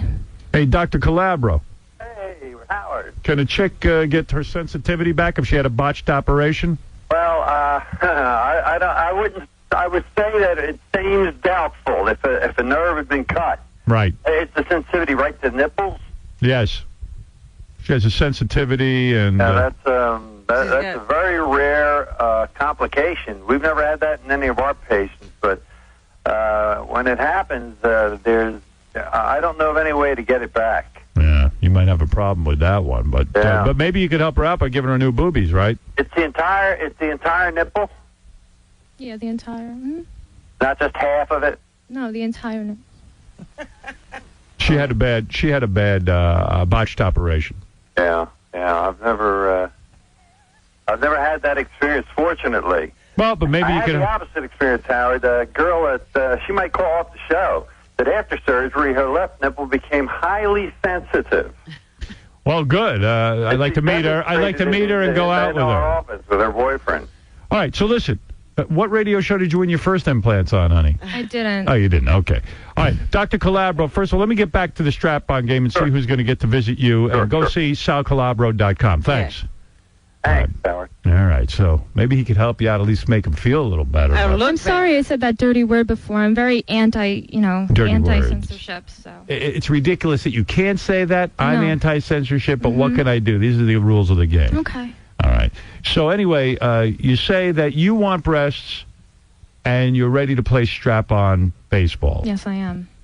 All right. And you're into S&M, but more into beating guys in bed. Yeah, more bondage stuff. You know. Yeah. She's an actress. Have we seen you in anything? Actually, No. Howard. She got a SAG card. She had to do something, right? Right. I've done some feature stuff. I stood next to Leonardo DiCaprio and the I sat next to him. and this and that. But my body actually they scanned for the Marilyn Monroe doll for is that Playboy. right? Oh, so, good for you. Yeah. All right. Well, there you go. See, Robin, we've seen her as a Marilyn Monroe doll. There you go. There you You're go. seeing her body. They scanned my body for the Jim Belushi doll. It's coming out. All right, girls, you all want implants. It's time to test out this new game. All of you are wearing long strap-ons. It's called strap-on baseball. And I guess Morgan's going to go first. We've decided Morgan will go first. Morgan is in a blue bikini. She has an A cup, and she badly wants to get breasts. Now, Artie is holding a baseball, and that is a wiffle ball, Robin. Large wiffle ball. Yes, they can't be hurt by these, I don't think. Let me tell the girls the rules. Artie will pitch you 5 balls. Unless I think the pitch is completely out of range, I'll let him do a do-over, but I'll be the judge of that. So you'll be the ump. I'm the ump. As you can see, you're standing at home plate. The only thing you can use, not your hands, you use your strap-on. You swing your hips and you try to hit the ball. If you get a single, it's 1 point. You get a double, it's 2 points. You get a triple, it's 3 points. And if you hit a home run, obviously 4 points. Anywhere in the foul ball range, I'll give you a half point. All right. A half point. Now, let's go to Morgan. Are you ready? I'm ready. Are you nervous? No. You want these implants bad, don't you? Yeah. All right, Artie winds up. He throws a pitch. And boom! A strike! Sorry, no points. That was down the middle. That was a good one. Morgan, what happened there? I think I swung late. Yeah. All right. Remember to use your hips. You have a strap on.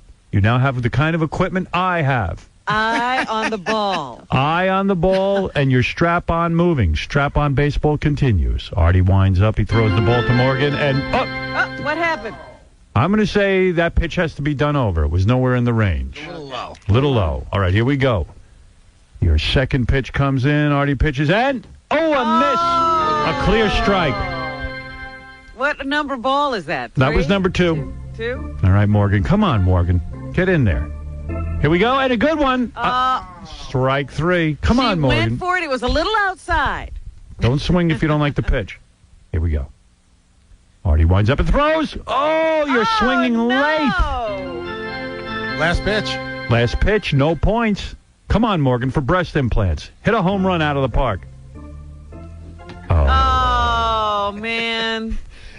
Those are strikes, man. Yeah, you tried. Well, Morgan, what went wrong?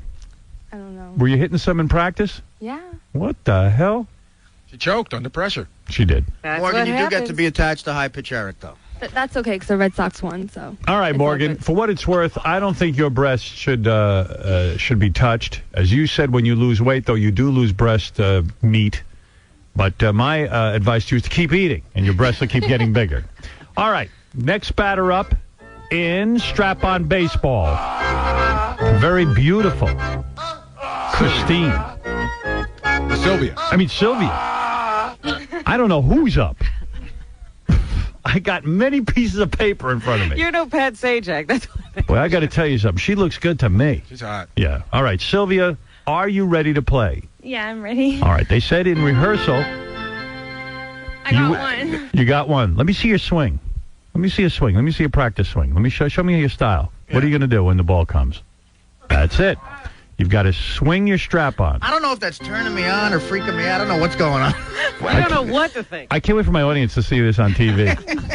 All right, here we are. We're playing strap-on baseball. Artie winds up. He throws the pitch, and boom! Oh my God, a double! A double!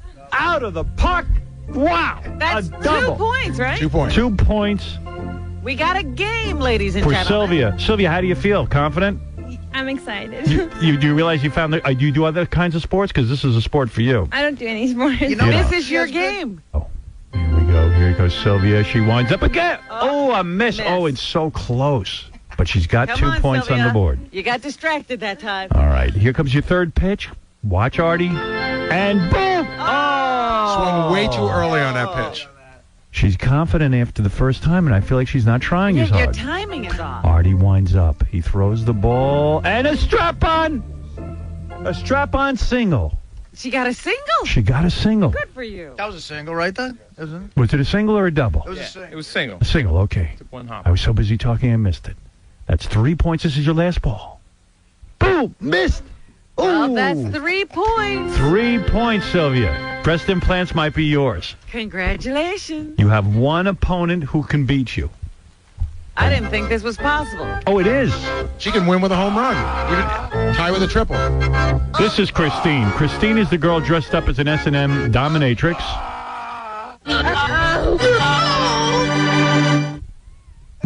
I just like the music. Up, you know? Take a practice swing. You've got a great swing. There's a lot of energy there. Have you been practicing? Yes, I have. All right. Did you get any in rehearsal? I got a little one. You got a little one. Well, you got your strap on. You're standing there in your what is that? A bikini?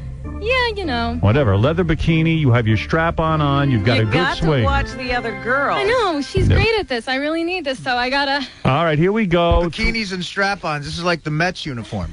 You've got to do better than 3 points. I know. I'm gonna. Yeah. If you tie, we go to the playoffs.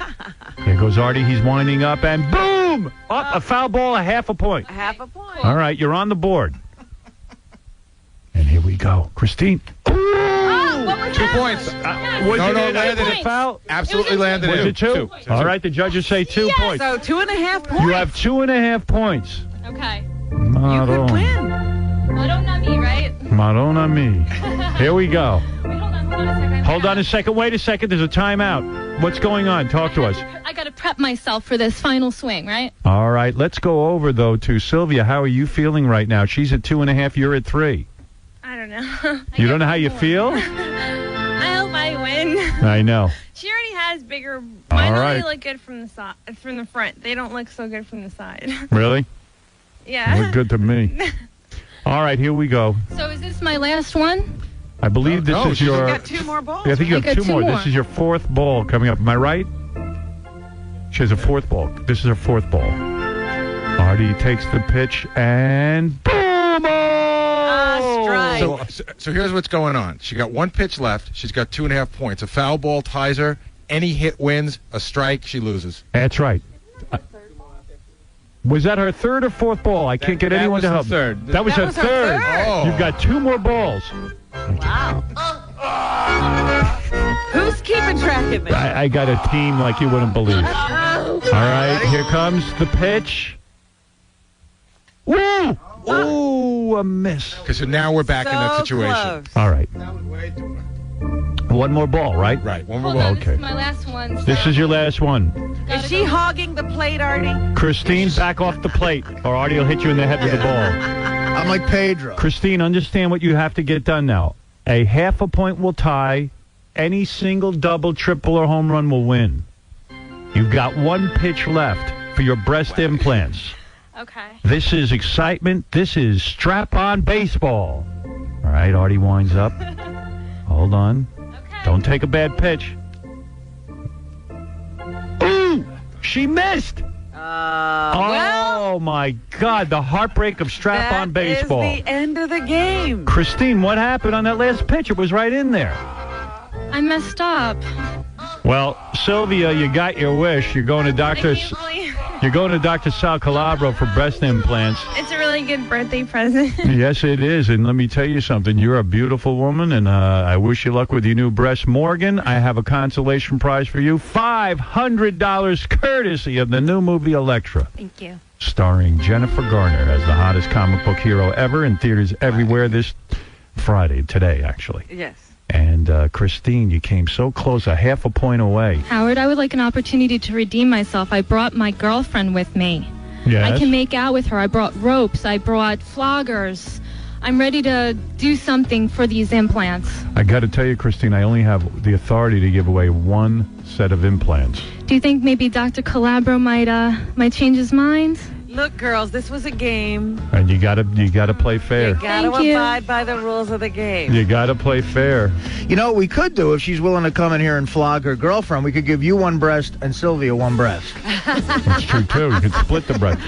Don't be upset. You played your best, Christine. There'll be other games. There'll be other times. The beauty of this game is that there are two losers sitting there really pissed.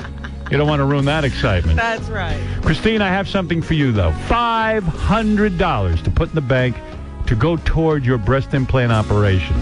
And that's courtesy of, guess what? The new movie what? Elektra. Right. Nice. Elektra. That opens when? Soon. Today. That's how soon it opens. And look at this beautiful Sylvia in her pink bikini. Honey, you've got to be happy.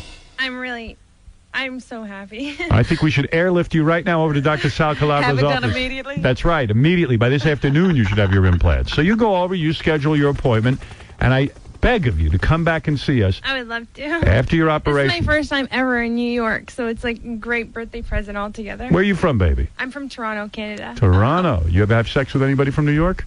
No. You probably will. Hey, Howard, can you give her the don't ruin your body rap? Tell her not to go with D's and stuff. Yeah, no D's. I'm not allowing it. D cup. No way. No, I want to be B. like, I don't want to be like too fake, but I want to have like a nice cup, so I don't Go have to wear B. like all these padded bras and stuff. I can get rid of those. Go a B. C's going to be too big for you, honey. When's the last time you had sex? Seriously. I don't know. Come on. Probably a few days ago. A few days ago? With a stranger or someone you know? No, my boyfriend. He's here today. Oh, you got a boyfriend. Oh, what a waste. Oh, good for you. You brought your Talking about her boyfriend. boyfriend. Yeah. Oh, well, she'll probably get rid of him once she gets her big boobs. No. We'll see. He's the one that inspired me to get on. He's been a fan of yours, or like he's been. You're what got him through the hospital. He's been in the hospital for 3 months. What's the matter with him?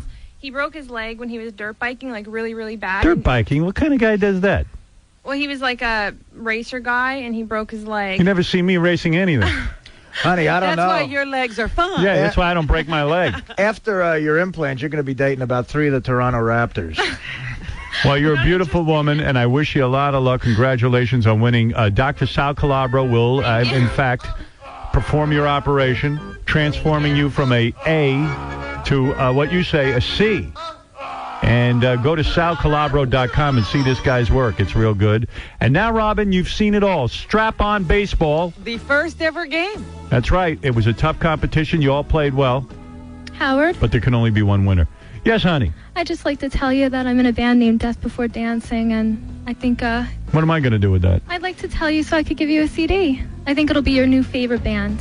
Death Before Dancing. Mhm. That's your band? You Yes, the lead it's singer? Wonderful, yes. Really? I write all the music. Does my the lead partner. singer have camel toe? Yes or no? No, I definitely Yes, don't she have does. that. No. You, yes, No, you I do. don't. No, I don't. Oh, man. Come on. I saw a little bit. I'm sorry. These things are tight. Yeah, I know. I'm not complaining. You say it like it's a bad thing. Yeah. Artie, did you see it? I saw it. Yeah. Okay. I was mesmerized by it. Cool. Yeah, you got music? I do. You could play it. Yeah, what if I don't like it and I start bad-mouthing it? That's okay. That's always, all right. That always turns into a disaster. No, I mean, it's... Come on. I mean, I medically chances- needed implants. I The mean, chances of me liking it are almost zero. I'll take my chances. Really? Hell yeah. You think you're that good? I think I'm that good. It's always Death Before Dancing got a following? Yes, we do. they follow her right out the door. Now we have a record label coming to check us Do you out. really? hmm All right, here I go. You sure? What's the name of this tune? Drama on TV. Drama on TV? hmm I feel bad for you because I'm telling you, if I don't like it, I'm going to tell you. That's fine. Is it clean, by the way? Do you have dirty words? Dirty words in it? There's no dirty words. All right. If I hate it, can I chop your head off? Sure. All right. That's fine. That's a fair deal then. Anti-censorship. Okay, here we go. All right, get out of here. You can fast forward to the chorus. It's all right. I got to hear the whole thing. Just in case I don't like it, because I think I'm going in that direction, do you want to be beheaded by a guillotine or an axe? Let's see. All right, let me hear I guess this. an axe. Let me hear. Let me be fair. Let me. Yeah. Okay.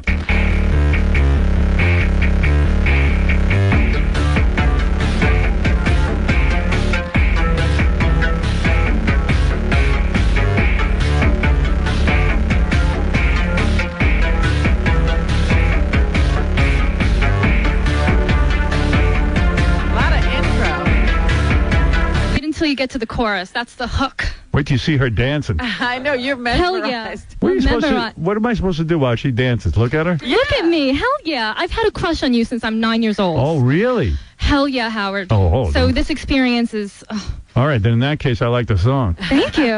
Get in the bathroom and wait there for me. Okay, definitely.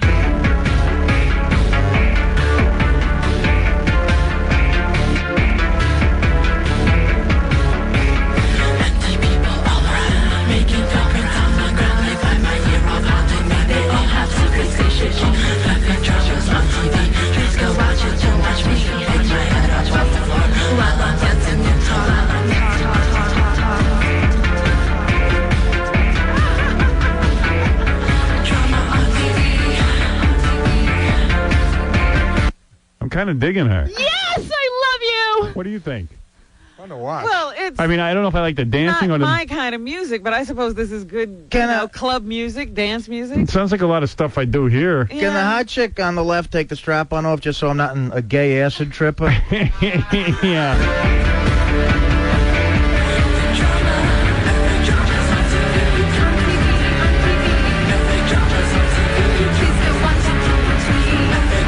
What are you, an exhibitionist? I'm a performer. I love to perform, and you're right here, and I've always wanted to perform for you. All right, get back to dance.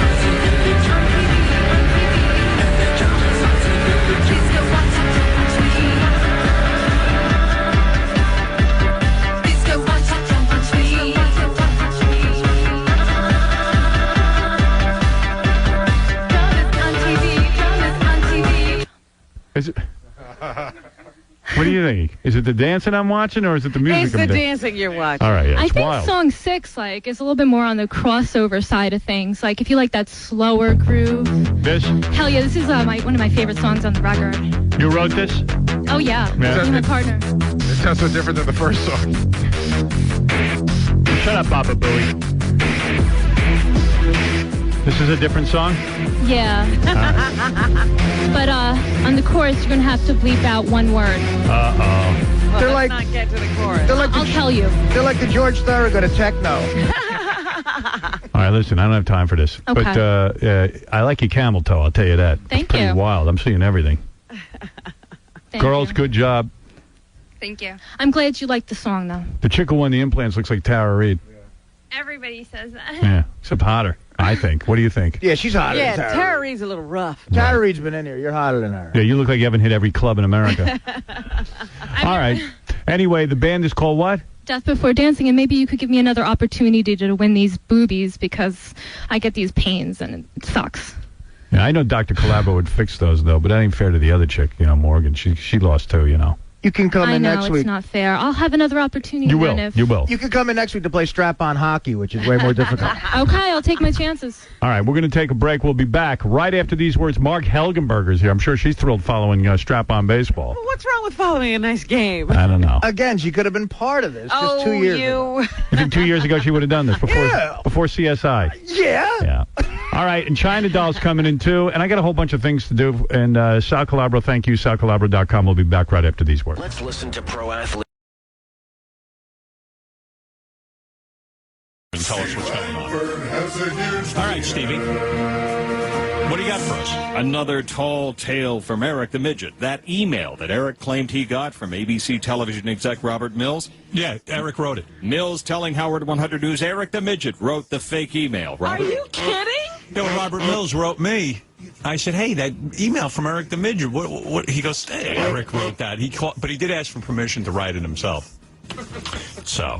What is Eric doing? Just trying to get airtime? Yeah. Yeah. Well, nobody bought it because he worded the two email exactly the same way. Yeah. Yeah. Yeah. Nobody bought it. So it was obvious that the same person wrote both. Right. Yes. And Mills confirmed it to us. Yes. All right. Well, you got to the bottom of that. Fine. Good for you. Good investigative piece. Nope. What else you got? Real. During the commercial, our general manager came in and again asked for 5 minutes of my time after the show, and I explained to him for the 10 millionth time that I'm very tired after the show and I need a few minutes to unwind, and that I would be willing to call him at any time that he want. Later in the day. I don't know how many times I've had that discussion with him. Oh, many. And on the air and off the air. All he has to do is tell me when he wants me to call him, and I'll call him. He's crazy, I think. I think he's certifiably insane. I need a door or an exit out of this building so I can avoid him. Oh, absolutely. Yeah, a separate entrance. I hate general managers of radio stations for the most part because I've had such bad experiences with them. Mm-hmm. Especially when I was powerless and didn't have any, ratings or anything, and they used to just rip me a new a-hole every day. So now that I've got some sort of power, I spend most of my time thinking about keeping Tom away from me and, ridiculing him and goofing on him. He's suffering for all the other general managers I've had. But I know he's no different. If I didn't have any kind of ratings or anything, if I was the new morning guy in town, if you were just starting out under him, you'd have the same problems. Huh? Oh, he's a nightmare. He'd probably be the worst. The only thing that keeps him in check is that I got ratings. Thank you, ladies and gentlemen. Ladies and gentlemen. Thank you. Thank you. Really, I thank you for listening to the show and supporting the show, because otherwise my life would be a hell. Like we've never seen before. I would just quit. Be worse? Yeah, I would just quit. I would quit. Than some of the other general managers? Oh, yeah. Oh, he's horrible. Tom took away the Christmas party 2 years ago, and I bitched about it because they took away the station bonuses and everything. And I said, the Christmas party was nice. Yeah. Even I went to it. Mr. Scrooge himself. Used to be in a hotel. They would pay money for it, and everybody would dance. It was fun. But he's managed to ruin it, hasn't he? Yeah, he brought back the Christmas party under duress last year, and it was horrible. He holds it in a very public place with a lot of people from the public there, and there's nowhere to really dance, or it's weird. It's on an upper balcony. Mm-hmm. It's off a balcony. And there's really no sort of sitting at tables and bonding with people. It's the worst party ever. Yeah, I was saying this year, I was like, well, I was going to go, but then another thing came up, and I was like, well, it's a horrible party anyway. And it's a horrible party. And everybody talks about how horrible the party is, but they're afraid to tell Tom, except for me. I mean, customers are in the place while we're having the party. Yeah, you don't have the room to yourself. But Tom, I think, gets a free deal there. Oh, he's amazing. It's a rock and roll station. Have a little fun. Close off a room. Even have it up here at the station. I'd have it right here at the station. Anything would be better than what he's doing. Anything private where you wouldn't be observed. It's basically like having a party in an airport terminal. Yeah, just pick a public spot and have a party in it. And the other time, our business guy came to me and said, is there any food you want or a special thing? And I said, no, I don't need anything special. Why don't you have it in a private room?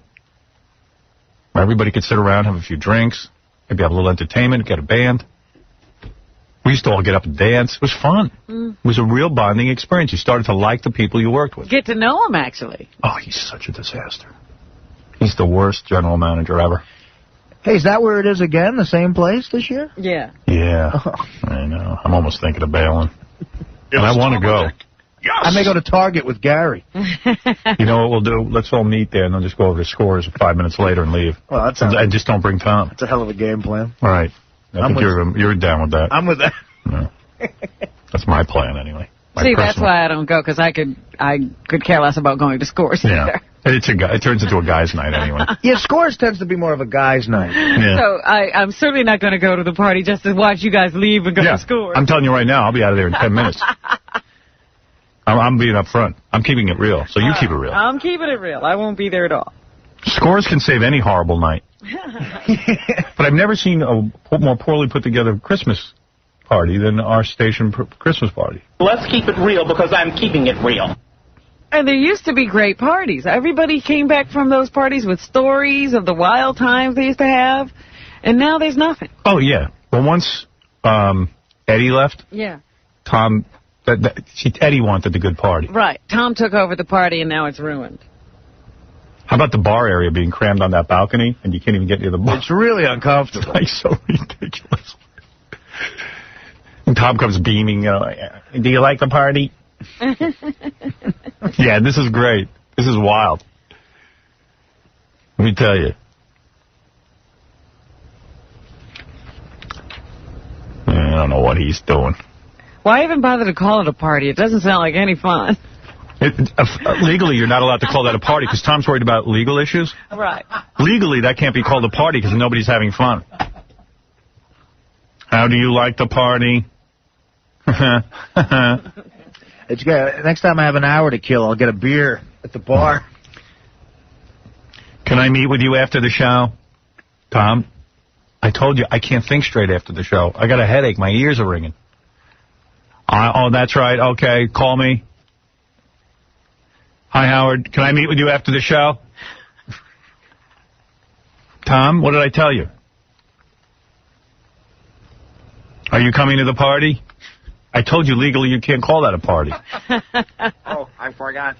Next year we're having the party on a subway platform. But he's very transparent. Eddie was the one who used to scare Tom. And he had to make it a good party. Yeah. And then when Eddie retired, he made it a bad party. You're such a dick. You know that? Come on. You know I'm just telling the truth. Really You know I No, see you're not. through you. I see through all general managers. Hello, Scrooge. So what, do you get a free deal over there? It's not a free deal. What is it? It's a trade thing. You put commercials on and they, Yeah. Okay. That's Everybody who? Who is it for? No, except for me, who's going to tell you the truth? Good things from the staff from last year's party. Who told you? Tell you the truth. Who told you that they had a great time? Name one person that told you it was great. Name a person. I'm not going to go there with you. Lewis. Poor Lewis. He has no power around here. If you give everyone anonymity, where I put a bag over their head and have their voice change, you'll hear the truth about that Christmas party. There isn't a person who had a good time. That's absolutely not true. I loosened my tie. I bet you Tom makes a profit off that. No, I don't. I know you do. I do. And I admire you. And listen, you got to make money, but I do not. There's a nice private room up there. Everybody went in, karaoke'd and had danced and had a good time. Karaoke? Yeah, karaoke. It's fun doing karaoke in front of the public. It's not in front of the public. Ah, come on, dude. Stop it. Come on. Yeah, right. What happened to that private hotel room we used to get? What happened to that? With the band and the elves dancing? It was so much fun. And Eddie pulling his pants down. Still was. I don't even remember your own party. Yes, I do.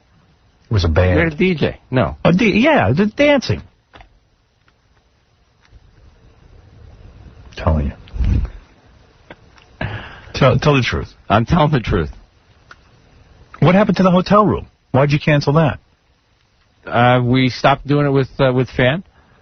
Yeah. The combined. You hate it when the combined one was at least better. No matter what was going to be done, you'll find room to criticize. Well, so we were having our station Christmas party with FAN, who last time I checked are our mortal enemies in the sales and everything else. What is this? Everybody used to feel loose and have fun.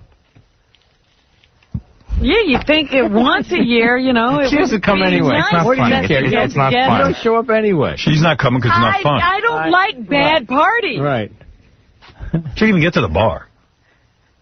What do you mean you can't get to the bar? It's a very cramped area and dark, and then you get the whole public. Listen to me. Two big bars. Listen to me. Yeah, I'm listening. You blew it. Hang on your every word. It. Believe me. Gary's not going. Scott's not going. Gary's not going, so you can go to get drunk and go to Target. That's better than your party. Because it's not a great party. You blew it. I'll come in a second. No. Come on in. It's a bad party you throw. And really, throw a good party. What's wrong with you? What's the matter with you? I'm the only guy who can say it to you around here. Everyone else is afraid. I'll be up front with you. I'm not ganging up on you or anything. No, for sure. But I'll be up front with you. I didn't hate it last year, but I didn't love it either. I did like it when it was like more private. So I guess I'm not coming because I'm doing the other thing, but it wasn't like the draw of the party was bringing me there. I sat at a table by myself. You were just... I was miserable. Miserable. You really were. Oh. You showed up there in a bad mood. No. Because when I was being ushered in through the No matter where you go, you're going to be... No, you don't know that. And then you were bummed about all the fried food. Then they finally got you some special stuff, but it took a while. Oh, He doesn't want anything special. I don't want anything special. I'm going to go 5 minutes to the party. Okay. Have a drink, and then go right to Scores. Nice. We're going to have a real party. Lonnie's going to throw a party. With whores. Merry effing Christmas. Damn right. Who's coming to my party that night? Right, I'll be there. All right. All the men. That's what I thought. Right, yeah. I'm just going to stop by and get some fried food. Artie likes fried food. They got better food at Scores. He doesn't like food. They do a very nice job with the food there. They do. They do a nice job. Right. And any special orders you want? I'm scared of the party because it's on a narrow balcony and people are depressed after Tom gets a hold of them. They might start leaping? Yeah. How many people jumped? Not too many people jumped last year. Yeah. A couple. If anybody has any balls, right now who's listening to this out in the office, come on in here and tell Tom what you think of the party. Like when you tell me in private. See? They're afraid of you. You're like Saddam Hussein. Without the beard. The reign of terror. How great was that? I would love just one person with some balls to come in here. Why are you not going to the party? Because it's not that good. Gary expressed himself. He said it. You know, I know there's one guy out there that's afraid to come in. And come on, be a man, John.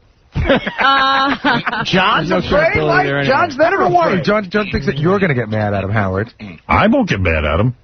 I'm saying anybody who has a beef.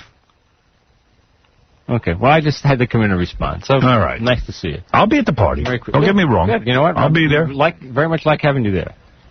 What do you want to say, John? You know, I'm going. Yeah, go ahead. Mad at me. He won't even like me. No, I'm mad at you. Yeah. First of all, what do you care if Tom's mad at you? Right. No, you said that it was an email didn't want me to goof on Tom anymore, so I decided not to come in because... I didn't send you an email saying that. You know what? Fred sent out the daily email, and somebody in there said... No, you said, John, don't goof on Tom. Just the other day, you said, don't goof on Tom anymore. What he said the other day on the air was that you go too far. Yeah, like, don't goof. You went too far that day. You went too far. All right. The party, in the old days, it should be in a beautiful hotel, great food. Yeah. Incredible food. It's great. And great food it's in one area with a dance floor. Whole banquet. Where everyone could be around the dance floor. Everyone could see everybody at the party the whole time. This place, you're on a balcony that goes around the club. We're all like smuggled, crushed against the bar. You can't get a drink. So I went over on the other side and sat by myself where I at least kept sitting. I couldn't find you. I was over. Of course you couldn't find me. Downstairs is all the customers looking at us going, hey, look at that. Look at Howard's up there. Hey. Oh, my goodness. It takes me 20 minutes to get a beer. I know. And he had to pay the guy $8 for the whipped cream can to do his whippets. Right. And it's at a place... That's the other thing. But that's fun. There's a dance floor that's way in the corner. Somewhere you can't even find it. You can't even fit everyone and the bar is about 100 yards away from it. It is, Tom. Right. He's right. Melvin, what is it? Howard, I was one of the bar backs to your party last year, and it was horrible. I was dying to get out of there. I know. He was making money. One of the what? Nobody. One of the bar backs. I would bring the ice to the bartenders and restock their bottles of liquor, and it was horrible. Everybody wanted to get out of there. You know? I split. Yeah, Howard, also, I mean, Tom, this got to be a trade, right? I mean... I already said that one. All right. And Tom's walking around, they're all happy, thinking everybody's having a good time. Everybody. He was having a good time. It was horrible, Howard. Yeah. You got to get a party planner.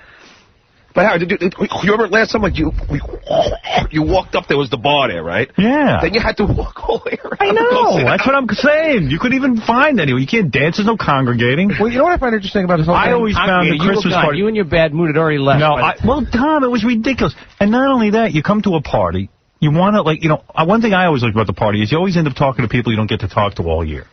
But there's no room to even sort of let that happen. You gotta like move. You were sitting in an area. You were so crazy. See the little area you were sitting in? I know. You have to move your chair out of the way so people can walk back and forth. Weird. It's a narrow little... you gotta go see this. I'm gonna go laugh. I swear to you, Robin, the back of Howard's chair is like right against the bar where the other bar that people are trying to get drinks. So bad. Right. And it's at a place where the customers are all tourists. Yeah, that always helps. It's a family from Tennessee looking up at you. Hey, look it up there. Hey! It's Howard Stern. See, in the old days, they used to tell us that nobody pulling their pants down up there. I was going to say, isn't it like kids and stuff? Or you can't. Don't get too crazy. There are kids here. Wow. This is a Christmas party, but also we are in a public area. I guess you fixed that party. Hey, Howard, not to Make sure it's at Bally's. Not to interrupt you, but they asked me if I wanted to work the party this year again, and I said no thanks. Wait. Someone's coming forward. Cute sales girl. Oh, cute sales girl. Cute sales girl wants to say something. Whoa. Now, is this going to be held against her? Depends on what she says. Okay, what are you going to say? I had fun. I had fun. No, you're kissing Tom's ass. Yeah. Hi. No, I had fun after the sales party, too. That was a lot of fun. So, are you in here to take your shirt off or something? I thought you were, why are you coming in here then? I encouraged you to come in. No, I don't know. I just said I heard what you guys were saying before, and I decided to come in. And say what? That I had a great time at the sales party, and afterwards... Sales party? What we did afterwards. What's a sales party? I think the Christmas party. Oh, the Christmas party. What'd you do afterwards? We went to Scores. Yeah, that's where the there fun you go. was. That's when you had a good time. Take Scores out of the equation. There. Yeah, you shouldn't want to leave. The party that we throw is just a meeting place then. Everybody meet at the Christmas party. Every year we've done the party, people have gone to Scores after. Yeah. Every year. Watch this year. Everyone's going to pile out 5 minutes after the party starts. Why don't we just go to Scores? Why don't we skip the... Why do you have to stop there? Would that be politically incorrect, Tom, to have the party at Scores? I think we all need the premise of going there first. Oh, you do? Yeah. Well, you don't have to really go, though. You can just say, I'm going to the Christmas party. And just drive right to Scores. Right. Could you move the party closer to Scores? and the last in the area that it's in, you can't even... The traffic is so hard to get there. Why don't you do it like in a club or... I don't know, man. You know what I did love? You're going to have those celery sticks again this year? Celery sticks with the... And the big crate of tortilla chips. We missed you guys at Scores last year. Yeah, I went home. We had to work. Yeah, we had to work the next day. Right, so we moved it to Friday night. Yeah, right. No going home. You guys I have got to come this year. I'm coming. I'll be there for a minute. The hotel was just a better place to have it. It was just nicer. Yeah, I'm down with that. That's all I'm saying, Tom. I know you had to pay. I know you had to pay for it, but so what? Once in a while, a little team spirit. Well, the funny thing about the paying... You must hate Tom. You have to be in sales meetings with him. Boy, the book you could write. You got to see how some of the sales guys fear Tom, Howard. Yeah. Ooh. Well, he's horrible. He's like the dungeon master. A piece of dreck. He's dungeon master. He's dungeon master Tom. No, I'm not. What do you have to do every day? Like report to Tom? No, not really. Report to me. It's a weekly meeting, but now they've buffered Tom because there's a couple of guys like she's reporting to somebody who reports to Tom. You need to sell more money. You need to sell more advertising. Sales calls. Right, I got a question. For the saleswoman and for Tom. I heard a rumor. I heard some of the salespeople grumbling that last month everybody was asked what they could make for the month, what they thought they could make for, say, the month of November. Right. So if somebody came in and they said, don't lowball it. Tell us what your best effort. If you go out and you go crazy, what could you do? So if you said, I can make $70,000 in November, they said, okay, we want you to make 90. Oh! Wow. Oh, he must have learned that at the meeting. Look at you with the new technique for motivating. Don't lowball me. Don't lowball me. By the way, all right, Tom, I'll work really... I'm going to make $70,000. I want 90. Always inflate by 20,000. Sell your kidneys on eBay. Make up the difference. So what happened in the meeting? Oh, you said goal. Wait, do you want to set easy goals? Or you want to set goals that you really have to strive for and work hard to achieve? Okay, Dad. You want to set... What happens if you don't hit the goal? Everyone's trying. What do you do when people around you kind of slough off and they don't give you the butt they think they're capable of giving? I stay quiet and hope they get better. Right. I've been waiting 20 years for Fred to wake up. I'm not going to bust his balls. I've been around. I'm not his dad. Right. Fred, you do what you want. How did I get sucked into this? But did you get that conversation? Oh, yeah. No. Were you shocked when they upped it? No. No, because you probably lowballed it to knowing they were going to up it. Okay. No, maybe it's better we have a sucky party. Otherwise, you'd have to go out and sell 50 times more. Yeah. No, I like the party. I'm just waiting for this year. All right. Too. What are you wearing to the party? I haven't decided yet. I'm thinking about leather pants. Well, we're busting Me Tom's too. balls because we want a better party. That's what we're doing. We're just trying to motivate. We're just trying to motivate you. We want a party that's 20% better. Yeah. What's the best party you can throw, Tom? Don't lowball us. But seriously, Tom, you know it's not a good space for that for us. Space worked fine, I thought. Okay. You really honestly believe that? A lot of people back there dancing, a lot of people doing karaoke, having a lot of fun. Okay, that's why they all went to Scores. And there's been a tradition. Every year after the... Do you go to the Scores? No. No, so there you go. Because you don't like it or because you don't think it looks right? No, because, I mean, you know what? Because if I'm there, if I'm going to bring people, you know, if people may be inhibited if I'm there, so I don't want people to be inhibited if I'm there. We won't be inhibited. I think you should wear something low cut. I don't mean you, I mean Tom. All right, Tom, we're looking forward to partying with you. Okay, yeah, me too. Thank you for coming in. And by the way, anyone who wants to advertise should call you immediately. Is that correct? Yes, definitely. All right, okay. Who is you? Nicole Kuhn. Nicole Kuhn. Sales girl. Nicole Kuhn. Are you the top sales girl, really? I'm trying. Yeah, all right. Well, good for you, Nicole. Working on it, right, Tom? Yep. Yeah. Well, you work hard, and we appreciate it. Thank you. All right. Thank you. All right. Okay. She put a message in a bottle the other day, hoping someone will find it. Save me from Tom. All right. I'm glad you had a good time at the party. Bye-bye. I'll have a dance with you. Okay. At Scores. Thank you, Miss Cohen. I'll get a dance from you at Scores. Yeah. I think she does lap. Well, you never know. You never know what anyone's doing. You never know. All right. All right. Thanks, Tom. All right. We got to take a break. We'll finish the news or start the news when we get back. Yeah. One more call. Let's go to Brian. Brian, you're on the air. Hey. Hey now. How's it going? You're really not going to go to the Christmas party, huh?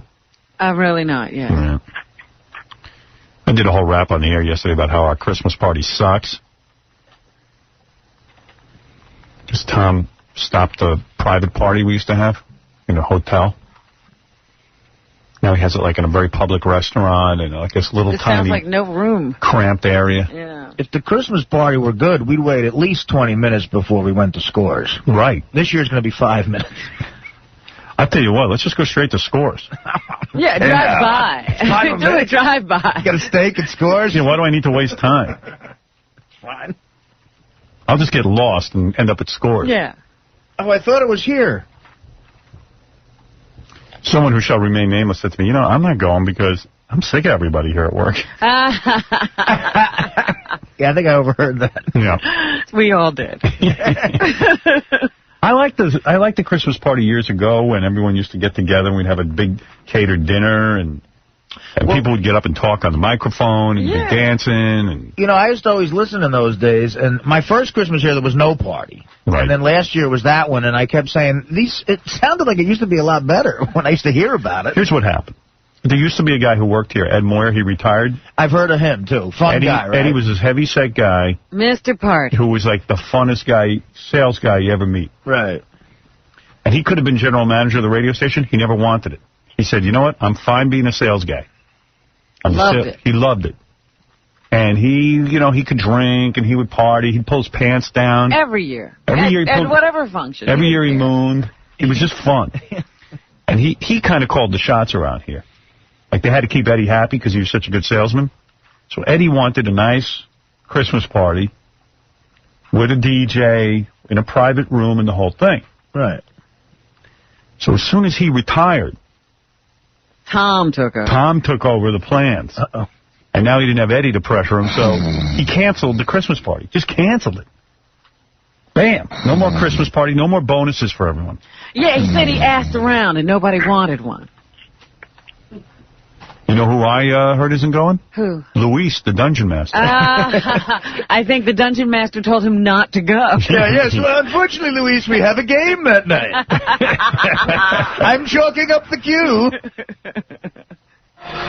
So what happened was I started getting on the air saying, hey, Tom, come on. You stopped the bonus. Everyone said the bonus was the Christmas party. And the year he had no Christmas party, there were no bonuses. No. So then, begrudgingly, he put together a Christmas party at a place he has trade with, which is a nice place normally. I mean, it's just for a Christmas party, it's not the best place.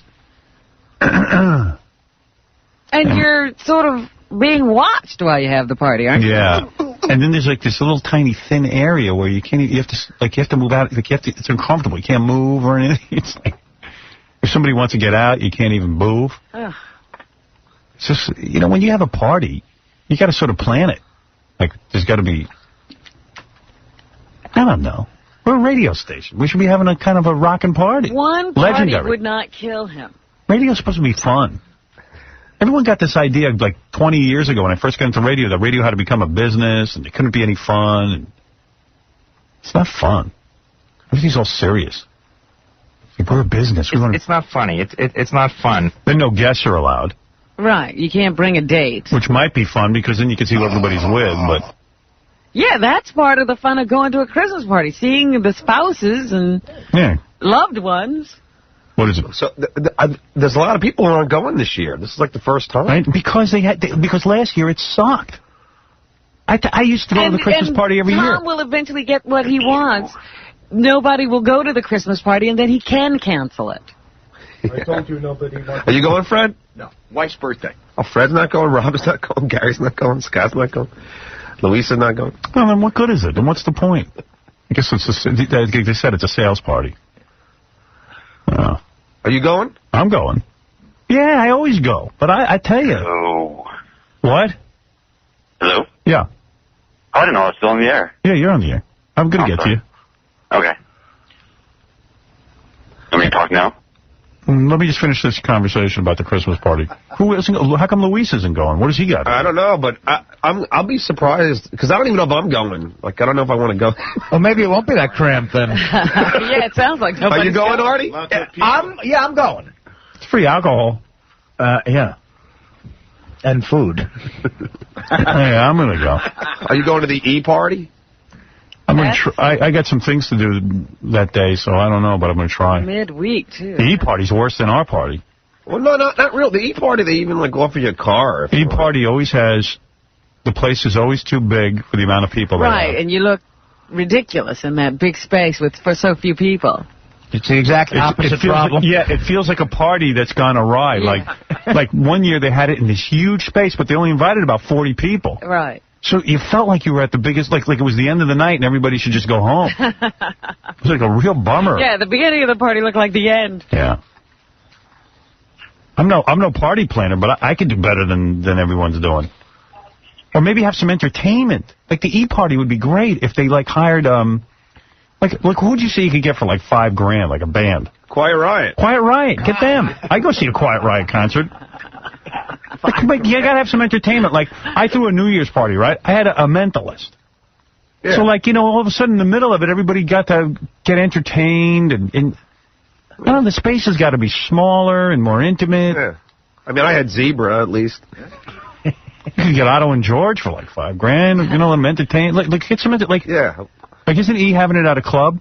Yeah. So why don't they have like a special DJ spin records and? Well, actually, that club has a stage too. The club they haven't. Actually, you can have something. Yeah, I mean, I hope they're going to do something. They always have like 5 people there. E-party's real lame. It is. I'll go, but it's lame. I've never lasted more than 10 minutes at the E-party. I went last year. I had some lasagna with Jason and Will, and then I left. Well, they at least have good food at the E-party. Which do you think was worse? Which party is worse? Oh, I guess our radio station Christmas party is the worst thing I've ever seen put together. And Tom walking around smiling. Well, this year's going to be like, are you having a good time? Well, this year's going to be like, it's not that cramped. Yeah, because there's 5 people here. The fun at the E-party is Brian Phelan's in the corner. Go look at him. All right. How are you? How are you? But, it's E. They're an entertainment company. Why wouldn't they have entertainment? It's unbelievable. Yeah, that's what E stands for. You could get, who else can you get for like $10,000? Can't you get like Joni Mitchell or something? $10,000? You can probably get George Thorogood. Yeah, George Thorogood and the Destroyers. I go to a concert. If you're going to go up to $10,000, you get me, John, and Nick DePaul. John was saying he could get Cheap Trick for $10,000. Yeah, can we have a Cheap Trick concert for $10,000? No, Cheap Trick turned out to be a little more than 10. But it was on the website at 10, but I think it's more like 15 or 20. How come you're not going, Scott? I'm hosting a Vertigo Blue show. Oh, I want to get a plug-in for my son's band. Guess who's also going to be hosting a Vertigo Blue show? Who? Artie Lange. Artie Lange. He's going to intro him. I think in the new year I'm going to intro Vertigo, but they're doing a gig right next to where I live. Yeah. Is that right? Great. So it's a banner new year. Yeah, I'm tied up with my other business, promoting my son's band. We're relying on him to make some money. I failed, so... Managing a new artist. I almost had money. I was going to take anal for $250,000 on pay-per-view, but my wife and son were too embarrassed. My son figured he'd have a career. They're playing a strip club, rock club. Good. Scott's consumed with this man. It's all he talks about. I know. No, it's not all that. Because what does Scott have going on in his life? He's got all his hopes and dreams pinned on his son. What pressure for his son? He's like Michael Jackson's father. I'm handling merchandising. You know what the best is? We think we've got a shot. Scott was telling me about this. He's telling everyone about it, right? What? Scott's telling everyone about this, his son's gig. And he's saying, yeah, I'm hosting. And I go, oh, how'd that work out? He goes, the owner asked me to host. I told him this one is on the house. On the house. This one. Oh, in the future... He has 1 gig a year. In the future, I will park cars at the club. It's just so great. I'll give you this one for nothing. Yeah, I'm Scott the engineer. Yeah. Well, what are you planning on charging for the next one? See how it goes. See how it goes. What are you going to say, Scott? Let's hear it. I haven't thought about it yet. Well, I want to. I mean, I'm introducing like 4 different bands. Not only his band. Hey, who's got the effing weed? They're on the. Do you use the same exciting delivery that you use exactly. here? Exactly. And now, ladies and gentlemen. Yeah. That's all I wrote so far. Like you. All right, leave. And no one cares about your son's band. Double D's in Morristown, New Jersey. Friday night. All right, thanks. Thank you. Vertigo Blue. All right, goodbye. No, what I wanted to say is I used to DJ the... Thanks for ruining my discussion with the plugs for your son's band. Yeah, why did he come in here? He wanted to get it. If he was going to the Christmas party. I'm not going to the Christmas party, but I used to DJ the Christmas party. Nobody even wants you at the Christmas party. Don't worry about it. I used to DJ the Christmas party about 10 years ago. Yeah. It was exciting when I DJ'd. All right, can you leave? You're the world's worst storyteller. I couldn't take the abuse. He thinks that kid of his is like a lottery ticket. Yeah, I know. It's pathetic. If he works in the right way, he'll never have to work again. And then hopefully my son won't abandon me. And he'll have me to thank. Why was he against you doing the pay-per-view? Wouldn't a better name for a band be Vertigo, My Dad Took Anal? Yeah. Doesn't that inspire a song? It's got for your tour. So how come Lewis isn't going? Why can't he go? I don't know, but I don't think KC's going either. Casey doesn't go anywhere now. Yeah, you should see Casey before he has client meetings. Yeah. He goes, I don't get it. I don't get why people like to talk to other people. He's got real problems. Is he all right? No, everyone's saying he's not. There's a lot of talk going on. I know, me too. I hear a lot of talk. Really? He seems happier. No, he doesn't. I don't think so. Because I talked to him, I don't think he's any happier. He just seems real sedated, like Mike Tyson. Actually, he looks depressed to me. Me too. Yeah. You know what? He's now aware of his affliction and depressed that he can't do anything about it. Yeah, maybe you're right. I don't know. It just seems to me that I want to get back on track. The E-Party could be so great, and so could our party. The E-Party's better than the party, but not by much, but it is better. Yeah, it's better. It is private. It's private, and it's got food. And they have a dance floor, and people actually get up and dance. Yeah. No, but he's right. There's not that many people there. The problem is like, nobody there. It's a bizarre party. They should go about inviting people who they'd like to see at a party. They should open it up to the public. Yeah. You're the entertainment. I know. It's like, is Howard coming? And I come, and I'm like, ay. I went one year. The star of the party was Emmy, the large plus-size model. Yeah, I know. And that that guy. What's that guy's name? Well, I forget his name. The dude who hangs around with her. Right. And he tells everyone, everyone loves us. Maybe he should join forces with the radio station party. But boy, is it bad. And Tom's so proud of that party. I gave you a party. I think Tom's proud that it's a trade, so it doesn't cost him anything. Yeah, so it looks good to upper I don't mind as long as it doesn't cost me anything. What do I have to do? This party is so stupid. Get a venue and some food? Okay. Have you ever in the history of radio, anywhere you've ever worked, received a Christmas bonus? No. It's unheard of, right? Right. Well, you know what it is, though? We always had great parties. Like radio stations, like at least a party for just to thank your people. I don't know how Tom walks the halls with that party and thinks that he's doing something great. I worked at smaller markets. We had great parties. When I say a party, I'll tell you what, we're a rock station. There should be a great place, private. And a pretty decent band. With a great band and entertainment. No. He should hire a comic to come do a set. It could be legendary. It should be people fighting to get into the bar. Yeah, right. Like you can give me a ticket. Yeah. I don't get it. I don't understand it. And it's like, yeah, it would have cost a couple of bucks, but so what? Better than that stupid management meeting they spend all that money on. Yeah, I don't get to go there. Yeah.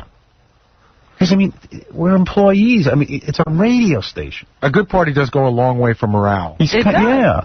That way, when you're not getting paid so much, you go, you know what? We got a great party. Yeah, it's a fun group of people to work with. And he could put some heart and soul into it and actually work on it. He's got nothing else to do. Well, it's K. You could probably get one of the bands. Yeah, I bet you could get Stained to come out and do 10 songs.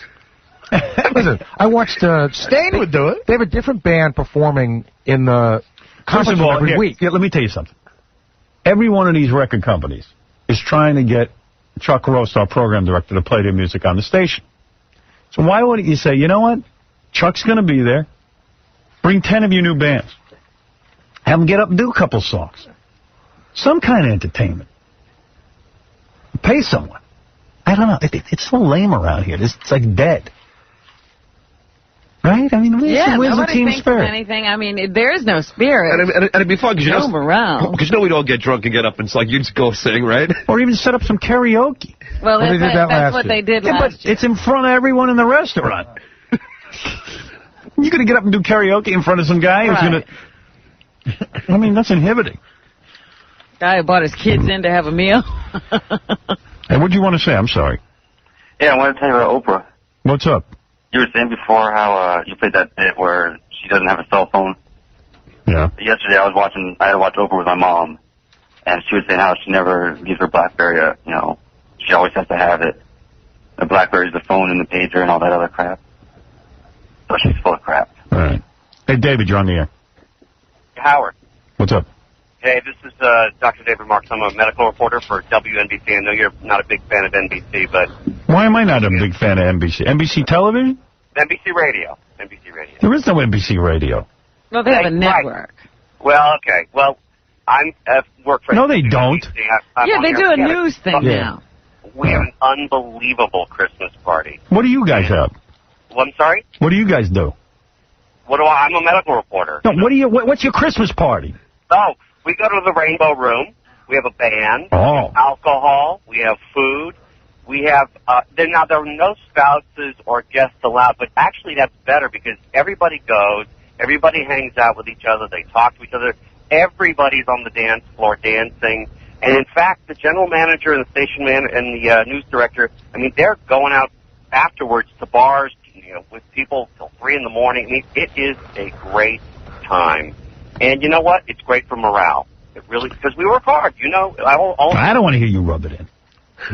I sat next to a guy on a plane, Howard, this weekend, who works in, medical supplies, and I said, what are you doing in New York? He said, just do a Christmas party for my employees. Where? Lot 50, what is it, Lot 61, whatever that's called? Yeah, that's nice. I said, how many people? He said, 50 people. Like that, damn, that's a nice place. I've never seen a less generous situation than Tom. Yeah, it's like begrudgingly he throws you a party. I mean, it's disgraceful. It's not necessary. Some party. Yeah, but that is his rationale. But you know what? Maybe what's the point of doing anything? Having a good time with the people you work with. I mean, you work all year. Everybody's, no one ever gets to hang out and just chill. And the food is literally like buffalo wings. Yeah. I mean, if I throw a party for my friends, I make sure the food is... Yeah, you try your best to make everybody comfortable and have a good time. It's like John was saying yesterday, there's like an enormous bowl of those Mexican chips or guacamole. A lot of guacamole. Tom should rent out John George and have a big sit-down dinner. Ooh. That whole bowl of chips is $2. I know. I mean, he's it could be something different every year. It doesn't have to be the same thing. He came over to me and goes, look what we have here for you. There's a vegetable platter. Wow. What was that? Celery and peppers. And he ordered that special for you. That's like the kosher meal. He got that special on the side. Guy came up to me with a platter last year. It was literally like that celery stick, carrot sticks, and that cold cauliflower. Yeah. And then the cauliflower. It's very tasty. Fried cheese stick. Yeah, and I'm looking at it going, I'll eat anything, but... What's going on? It's funny, because I know Tom's sitting... Artie's question. Tom's sitting in his office right now, and his shoulders are just tightening. Well, you know what? Shame on him. He Good. should be Thank God embarrassed. Thank God I'm the only one at the station that can say something. If it wasn't me, all hope would be lost. Oh, but you're just doing a bit. Do you realize I'm not. food was in a dumpster? Yeah. I saved you some Pringles, Howard. You're doing a bit. John and I are the ones who'll get yelled at. So before you sing karaoke... No, I think Tom thinks that Howard's just kidding. I'm not. I've told him I'm not. He said it's a crap party. You don't throw good parties. And what else does he have to do? Plan my trip to Italy. Yeah. That he put thought into. Not the people he works with. Yeah, I'm sure he spared no expense. He wanted to make sure everybody was happy and comfortable. Yeah. Here's Piazza di Chiasano. All right. We got to take a break. Down Come back. the road from Mount Moron. We'll take a break and we'll be back right after these. Is she ready to go, or is that we have to wait till later? I love this guy. He's trying to get John's job this week. He's the last contestant. If you want to think of them as contestants, I prefer to think of them as job applicants. That's what they are. Yeah, he's got a bunch of good stuff for us today. Did you take that test he gave you? No, you have 2 tests, sex test and a math test. The math test I thought maybe it was tricky, a trick question or something because it was so easy. Well, that's what I was thinking. I was like, well, am I stupid or am I falling for something here? You ready to go or you want more time? Yeah, I got about 15 questions. Oh, okay, yeah, that's more than enough. Are they good? Yeah, there's some interesting stuff on there. Hi, Casey. Hi, Casey. I think we should do the show all talking like Richard one day. That Kansan accent? Yeah, someone was telling me about you. Richard, by the way, is an electrician. He's also a rock drummer. And someone sent me a note, let me see if I find it, that despite the fact that you're in a rock and roll band, you never get laid. No, actually, I was on the show in Vegas last year. You guys, I played a game of blackjack to try and win a date with a porn star. Did you win that? No, unfortunately, I didn't. I busted on blackjack. Yeah, I remember that. Yeah, he played. But I play in a heavy metal band. We're kind of popular. I never really made enough money to just live off the music, and it was pretty much a sausage fest at all of our shows. So. Even though Christie's in a band, he tells me he gets no chicks from it. He says the girls aren't into the heavy music he plays, and no girls go to the concerts, so no groupies. He could get all the guys he wants. He entered our virgin contest in Vegas. He wasn't a virgin, but he told me he hadn't had sex in 10 years. Yeah. And only had sex with 3 women in his life, and he's 30. Now, wait a minute. Yeah. Are you serious? Yeah, that's creepy. Yeah. Actually, luckily, I broke the streak late last year. So. I was going to say, you must have had sex since. Yeah. You should play drums for Britney Spears. You get tons of chicks. I know. Yeah. They're all 12. Yeah. I'm sure KC would love to play in a band like mine because tons of dudes come to our show. So. All right, it'll be hot for him. Yeah. Did you get propositioned by the guys? No, luckily I haven't had any trouble with that. Well, yesterday you kicked ass because you got tons of email that were praising and hailing you all over the place. Awesome. I'll read you some, make you feel good. Let's see. Oh, this is Monday's email. Let me get to Tuesday. Well, I kind of prepared myself last night. I went and looked at some message boards. I was feeling pretty good, but I know it's early in the week, so I didn't want to get too happy. And there's some pretty brutal stuff out there, too, so I kind of prepared myself. Let me see what I got here. Jesus Christ. Guys, there's so many pieces of paper.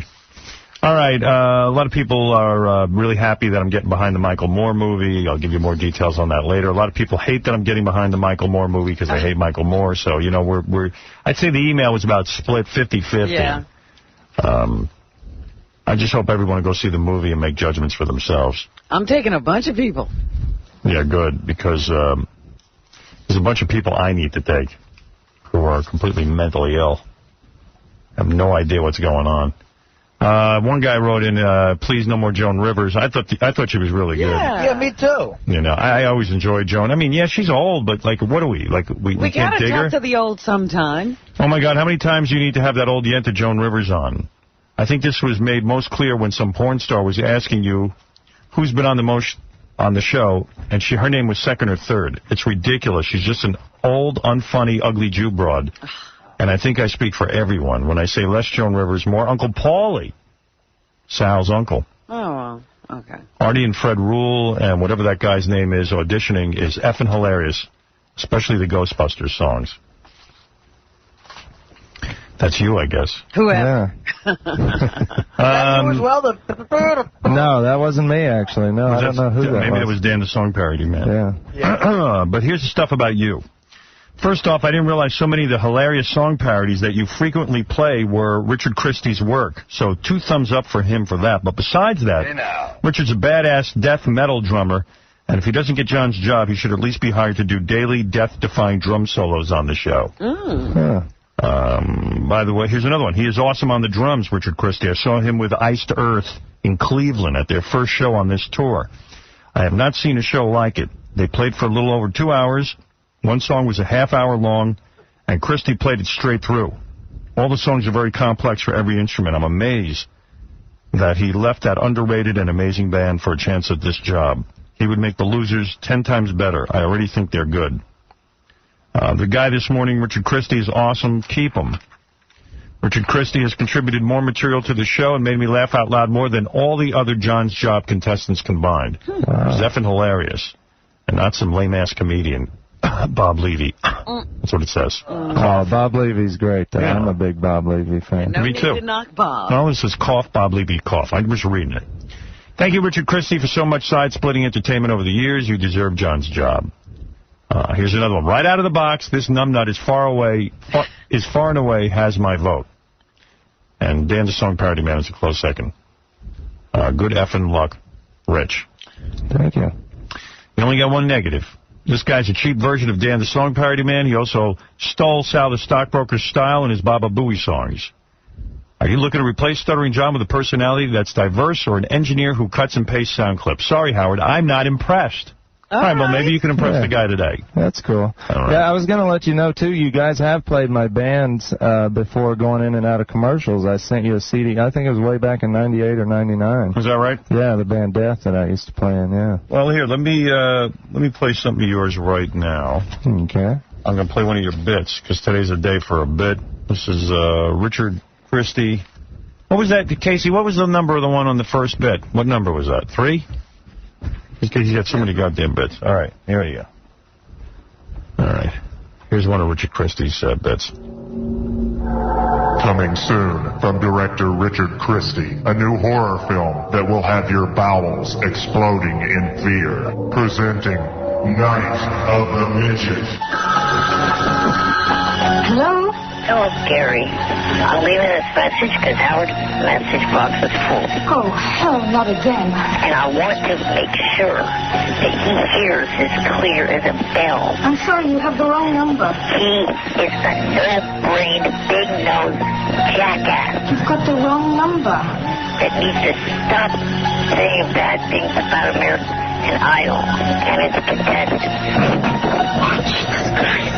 Gasp as a once harmless midget explodes into murderous rage.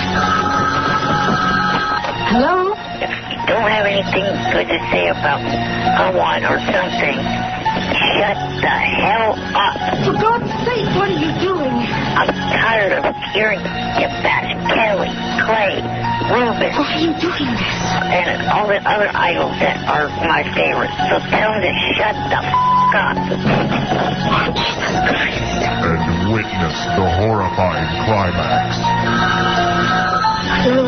The caller is in the house. The calls are coming from the house. Shut the up.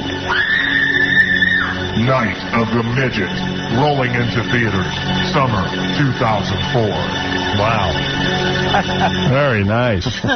Eric the Midget. Yeah, that's scary stuff. I wouldn't go see that. I have nightmares. But, you know, as we pointed out yesterday, you've done so many song parodies, and there's a million of them.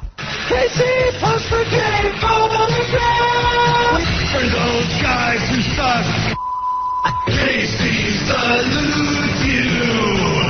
Hello? It's Casey's sausage party. He'll kiss a guy if he wants to. He'll kiss the beef boys and grease his cover him in bandages from head to toe. Hello, Mr. Armstrong. My name is Rod Stiffington. Stick it up, my.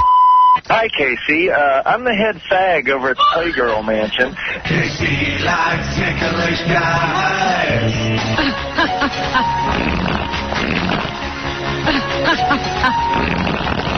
Oh, Robin.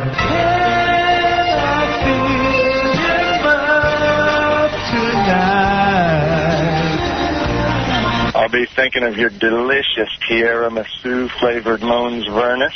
Casey loves anal and hot man meat. The second theory is it's probably a faggot.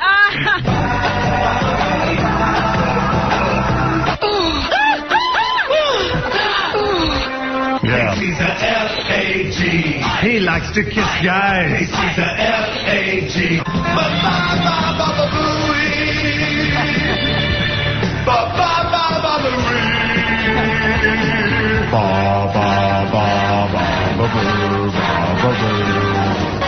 Oh, see that bag.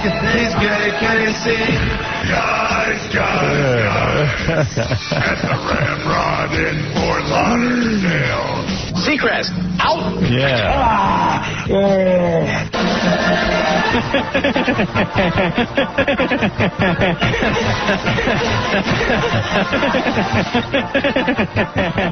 Wow, great stuff, man. Thank you. Be very proud of yourself. Yeah, Cabby, you're on the air.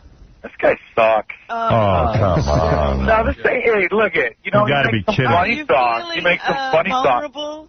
That bit was funny? You think that bit was funny? Yeah, I do. That bit was weak. It's not as good as Guess the Knees. Right? Exactly. Hey, he was nice to me when I was in the studio when he saw me face to face. Yeah. Yeah, well, Let me ask you this, Howard. Yeah. Are you looking for someone who can clip and be a Scott the engineer? Or are you looking for someone who's multi-dimensional? Well, he has a whole week to try to be multi-dimensional. He's doing a game. Why don't you give him a chance to do his game now? We'll compare it to your game. He's got a game for us right now. Yeah. Oh, okay. Well, dude, my game was fun, but you just kind of blew over it. Well, because it wasn't that good. Your game was terrible. I thought you had a good week, but your game wasn't strong. Okay, I understand that, but, you know, you kind of blew over Reverend Bob Levy. I mean, I wouldn't say he was the strongest candidate, but you kind of, like... I did the best I could with Reverend... Yeah, we did. We had to drop a day. That's true. But yeah, you know? I might have helped him with that, though. But let me ask you this. When the vote goes up, are people going to be able to vote once and that's it on that computer? I don't know. Or can someone just keep voting over and over and over I don't know, Cabby. I'm going to look into it, though. Let me ask you this also, Howard. I think it's one man, one vote. I'm reading on the Internet that you financially backed Michael Moore's movie, Fahrenheit 9/11. Is that true? That is absolutely untrue. I wish I had. Seriously, you didn't? Because that's like one of the rumors flying around that I've heard. Fly around all I want. I mean, the other rumor is that David Spade's doing Rebecca Romaine Stamos, but that ain't that's a rumor. Whoa, you know? Now there's a rumor. That is a rumor. A friend of mine said, I think Spade must be, he probably went out to dinner with her or something, so right away everyone thinks that. God, I hope he's not getting her. He's gotten some hot chicks in his day, though. Yeah, but that's a major score. Yeah, but I think she was out making out with somebody else. She was busy making out with a guy from Maxim magazine. Right. So would you leave Beth for Rebecca Romaine Stamos? Absolutely not. Yeah, I think you got the total package in Beth. No, I love Beth. Yeah, I would not. Me. And she does. She loves Cabby. Well, there's a drawback. That's the only thing I don't like about it. Hey, I'm gonna win, Richard. Good luck to you. Cabby was with me the night I met Good luck to you, Cabby. Cabby, and Beth spent a whole night together. Wow. Yeah, it could have been me and Beth forever. It was pretty close. I had to duke it out with the guy. Yeah, you moved in there. You nudged me out with your long, skinny, bony arm. Damn right. Thank you, bro. All right, man. I think Cabby might be upset because I was pretty brutal with him on voicemail after he admitted to accepting a guy. Yeah, you sure That's were. probably what it is. You are ear delicious. Yes, Mike. This guy's going for John's job. He's hysterical, man. Yeah, he's real good. In fact, he's got a game for us now. So let me turn it over to Richard right now. A lot of good stuff, man. Real funny. All right, great. Great to hear, Cal. Now, what is this game? What do we got to do? All right, well, yesterday I gave everybody a perversity quiz and had them fill it out, and I went through about half of it this morning. There was about 30 questions, but I went and found some interesting stuff about people, and I was wanting you guys to guess who answered something that's a little out of the normal. Okay. Okay, and who's in the contest? Okay, it's everybody except I didn't get Benji's test till late, so I didn't. It's Oh, good. No Benji? I'm fine with that. I noticed Already you're hitting another home run. Well, I noticed one odd thing just glancing through his, that one time a transvestite tried to trick him or something he wrote. Yeah. So that was pretty Who even knows? Don't even... leave him out of it. All right, so let's go. So it's Artie, Fred, Robin, Howard, Gary, and Casey. Yeah. Okay, go ahead. All right. Everybody said they're a little bit perverted. One person said they're not at all perverted. Who was that person? Not at all. Not at all perverted. Yeah. Fred. Artie. Casey. Howard. I'm going to say Fred. Howard got it. See? Who? I got it right. It was Howard. It's me. Oh, it's you. You don't think you're perverted? I don't think I'm perverted. Okay. A little bit? Well, what's perverted? The question was... Exactly. What? I don't feel anything I do is perverse. I don't think I'm perverted. What do I do sexually that's perverted? Go to Frank's Chicken House and take pictures with Amy Lynn? But why is that perverted? I'm a man and I love beautiful women. Yeah, nothing wrong with that. I answered a little bit because there's been times in my life where, like, strip clubs have been, like, my lifeblood. But he's made sex to inanimate objects. So what? Yeah, you did bang You're just opening up the floodgates. You're perverted. You're not even a little bit. Do you think you're perverted? A little. In what way? I like to be watched. Oh. See, I don't. Well, I'd like to watch, too. Well, why don't you let me watch? I don't want to be watched by people I know. When have you ever been watched? What? I've had sex in public places. She wrote about it in her book. Remember, she... But she wasn't watched. Sure it was. Yes, what are you talking about? There were a bunch of guys in a truck sitting right next to us. Oh, that's right. Well, why don't they call in? You know what? I guess I kind of did too much of a psychological thing. I don't feel that I'm perverse. Well, I don't think that, but it's considered perverted. Yeah, I mean, I did make love to a piece of rubber. Right. Well, don't feel bad. I made love to the middle of a roll of paper towels one time. And he's done that too. He cut out the hole in a I've done pillow that. and all that stuff. He's perverted. I didn't cut a hole in the pillow. I mean, who It's here... just the first episode of my cartoon. I took a little poetic license. Who here can say they never banged the central vacuum unit? That's a little dangerous. Yeah, I wouldn't do that. All right, so maybe I don't know. Maybe you lied. No, I wasn't lying. I just didn't think I was perverted. There's a line everybody crosses. Okay. All right, well, then I answered it wrong. Go ahead. Okay, who lost their virginity the earliest? Ooh. They checked from the age 10 to 13. Oh. I'm gonna say, well, Robin's father and her went out. I didn't do. We didn't. You didn't go all the way? Go that far. I don't believe that. I think you've just blanked it out. Right. I think you went. No, they went a little further than petting. Petting. I didn't even do that. Please. Oh, come on. What? Didn't he use his hand on you? His ham hand? He touched. Yeah. His hand. That's third base, honey. Please. No offense. All right. Whatever you say. What about your... No offense taken. No offense. What about your tiramisu Mons Vernus?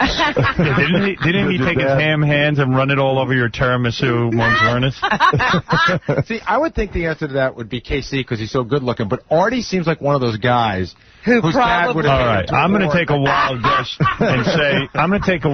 and say Fred. You know what? I'm going to say KC because he's good looking, and I think some older chick would probably come on him. I say I'm going to say I say KC with a young man. I'm going to say when Casey was about 13, some 20-year-old playmate banged him. Came yeah. All right, who is the answer? It's Casey. JKC. Hi, Casey. Now, was it a guy or a girl, Casey?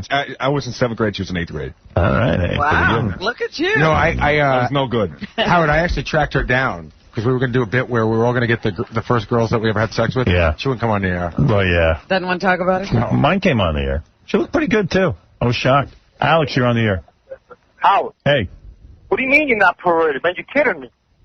I didn't think that... I don't consider anything I do perverse. We're not talking about your consideration. Well, the question was, are you a pervert? And I said no. No, it said, do you consider yourself perverted? It even gave you grades. A little, a lot. I don't. But he doesn't. I'm not I don't ashamed. consider myself perverted, but you evidently do. General society, that's considered perverted. That's so anytime you have sex, it's perverse. No. Is that what your point is? No. Who among us hasn't enjoyed tickling a young child?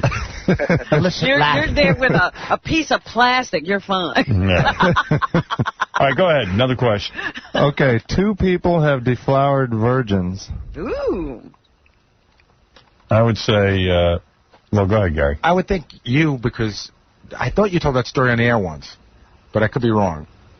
You'd be wrong about me because I thought you'd never had a virgin. I thought that was what you always said. I've never had a virgin. I think it's Robin because she's the only woman in here.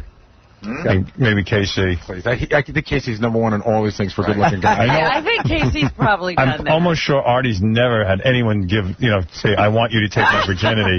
They don't want to give him that prize. Well, thank you for that, but Fred is insane. Gary? If I did, I don't realize that I did. It's probably Robin. Gary and Casey. No, I'm going to say Casey and... Yeah, Gary's probably... Oh, it could be Robin, too. I mean, she's a girl. She could get any... Yeah, I'm going to say Casey and Gary, too. Yeah. Robin's got it. Yeah, well, you both got it. It's Casey and Gary. Yeah. Yeah. Yeah, Gary had a virgin. Yeah, but you know what? My virgin story's awful. I was practically a virgin myself, and it was a mess, and the condom broke, and, you know, where you wait for your parents to go away for months, and then they do, and it was awful. Go ahead. That was the actually that was the next question. One more. Do one your person best enjoyed one. it, and one didn't enjoy deflowering a virgin.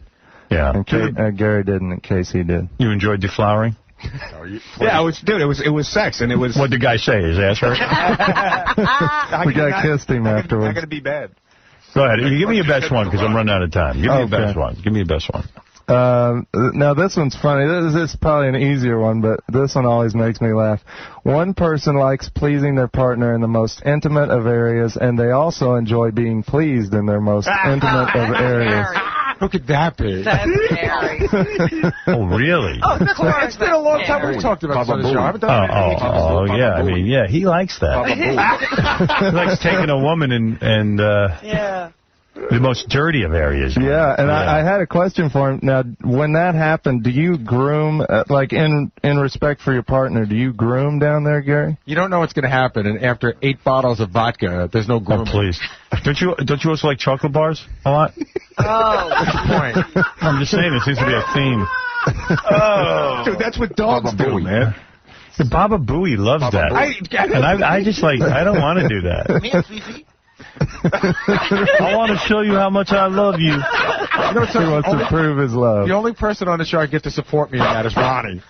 And Ronnie you enjoy having it done to you, right? Oh, God, yeah. Really? That's gay. Kinda. But chick. But it's pleasure through that area. Whatever. It's gay. Okay. Anytime that area gets pleased, it's gay. It is gay, yeah.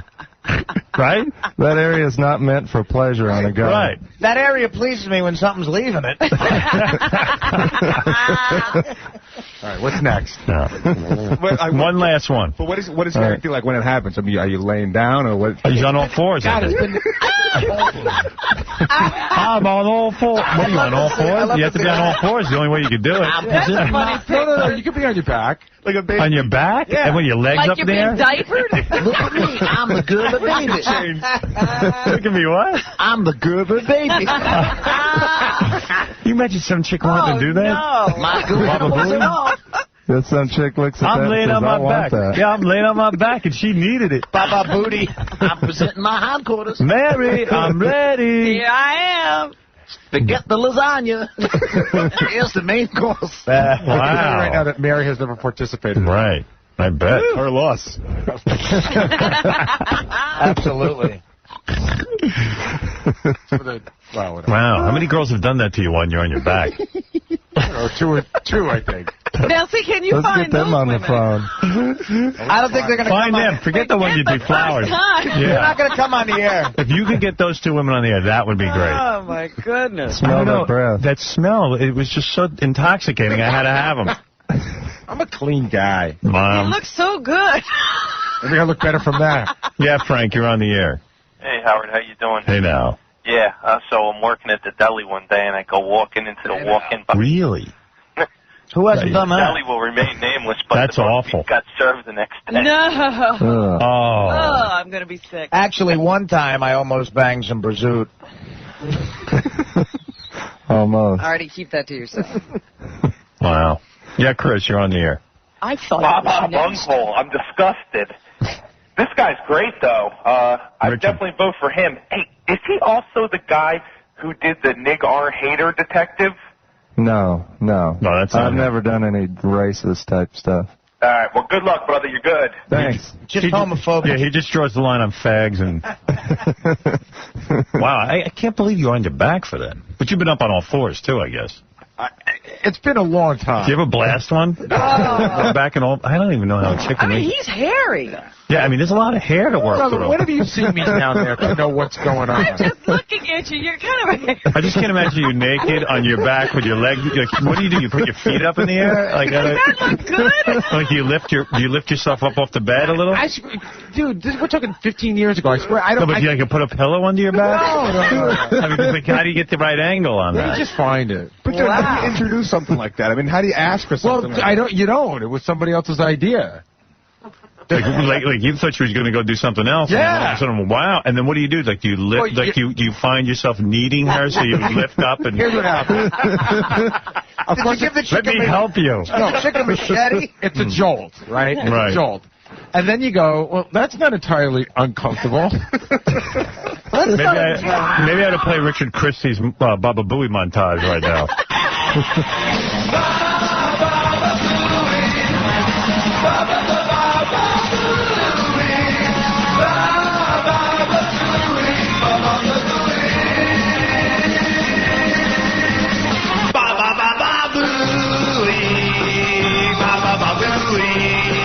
Wow, those are good. All right, anyway, so there's a million of them. I can play them all day. Yeah. All right, one last one, because then I got to move along. No, this is pretty good. 2 people have peeped on somebody. Ah, who are the peepers? I got to go with you. I don't know why. I don't know why. Peeping Tom. Well, I don't know. I think it might be you. I know you said something about seeing somebody. It is. I had a peeping incident, but I don't know who the other one is. But I told you, like I was telling Beth about this because I let her read my answers. Mm-hmm. I said, "Do you think these are pretty accurate?" She thought they were. She goes, "When did you start peeping on people?" I go, "I was a little kid, like in 5th grade." She goes, "Well, that doesn't count." I go, "Sure it does." Yeah, you were peeping. Yeah. So my neighbor said, "Come look at my uncle, my aunt are doing weird stuff in the basement. Look through the window." So I went over and I looked, and the guy was reading a Playboy. His girlfriend or whatever, his wife, was sitting next to him in a chair, and he was like using his hand on her. She was like, he was dressed, and she was like sitting there naked. That's like that old joke. Using it to turn the pages of Robin, the magazine. that's funny that you bring that up, but I'm telling you, I saw it. And he was just sitting there reading a magazine and touching her. Oh, my goodness. Did it turn you on, or was it nasty? No, it confused me because it was such a freaky scene. It was like something out of a weirdo. How old were you, like 5th grade, 11? 5th grade, yeah, 11. It was just weird to me. Huh. And the other person is probably Casey. Yeah, I'm going to go Casey. I'm going to say Casey and Buckethead and his buddies all peeped. Yeah, say Artie. Yeah, you got it right. It's Casey and Howard. Gay Casey. Yeah, we used to live in the dorms. And like any Friday night, you would see people having sex. You just look out the window and you would see in a different thing. Yeah, hey, Chauncey, you're on the air. Hey, Howard, is it me, or does this guy take everything Sal does and just make it dull? No, it's you. No, it's just you. It's you. All right, could be. That's just my opinion. Boy, you are a bitter. Uh-huh. I expected that answer from you, but I got to tell you, it sounds real close to what Sal did in the Baba Booey thing. What? Montage. No, one is based on what annoys you. The other is based on actual facts. It's not that creative, Gary. It's really not that outside the box. You would know about not being creative. You want to cry about it? Nope. All right, Chauncey. Fix is in. What do you mean the fix is in? Fix is in? What do you mean? What does that mean? Oh, my God. He's mad. I guess it's the contest is fixed for you, pal. Good for you. Everybody calling in upset because they see a winner, I Well, guess. Chauncey was really upset that people don't like him. And Ronnie told me that Chauncey walked around the DFP and had, like, no friends. No one wanted to sit with him. He said it was pathetic. I only saw him once. I just said hello to him. I didn't see how things were going. But, when you were reading his little blog there the other day, I was like, the whole time he was watching me, I didn't even know he was around. Yeah, he's a weird guy because I was really helpful to him, I thought. And I try to help everyone that comes in. And in his blog, he writes, by Wednesday, I realized that Gary hates my guts. And I really don't hate the guy. Yeah, I know. He's just paranoid. Matt, go ahead. You're on the air. Hello. Hello. What's up, brother? Hey, man, this dude is great, man. This dude is a lock as far as I'm concerned. I think every one of those songs you played, man, kill me every day, man. It just makes me especially the Baba Booey ones, man. This guy should definitely win. My question to you, Howard, is John didn't do all this, though, right? No. No, he just answered phones, right? John did me the biggest favor leaving. Yeah, we're improving on the position. I got to tell you, I would Richard Christie could start tomorrow as far as I'm concerned. Or Sal, or Chauncey for that matter, or any of these. He's the last one, right? No, these guys are all, you know, John was a good guy, and don't get me wrong, and could have stayed here as long as he wanted, but this is just this is a chance to get some new, fresh energy. I like how you're doing this though, because this makes things a lot more creative on the show, and it's making the show a lot more interesting. And listen, brother, I love you, man, and you've been making my mornings great. It's going to be like a day in hell whenever you leave radio, brother. Thanks. I dream about you all the time. I'm not a fag. I just dream. I dream that me and him are buddies and hanging out, smoking dope, and doing fun stuff. Like, I don't know, Howard. It might sound gay, but we're just hanging out, bro. Like, I get it. And there are people I've admired, and I dream about putting them on the bed on their back and putting their legs in the air. Kimbo. But thanks for saying that. Can't wait to see you grow in FHM, man. Oh, trying to switch it up now. Let's get up that gay crap. Can't wait for the Super Bowl, man. Hey, Howard, question though, man. Yeah, go ahead. How do you? I mean, now I know you she's hot and everything, bro. But how do you deal with dealing with such hot girls all the time? And what do you do, man? I know she's hot. You got a good relationship with her, man. But how do you keep your penis from not talking, man? I mean, how do you? I don't know how you do it. How do I keep from straying? Yeah. Well, it's tough because the thing I have with her is so good. He has to keep telling his penis. I have to say, because like there are times, don't get me wrong, as hot as Beth is, there are times, a woman comes in and says, hey, I want, like Maria Menounos was in here and digging me.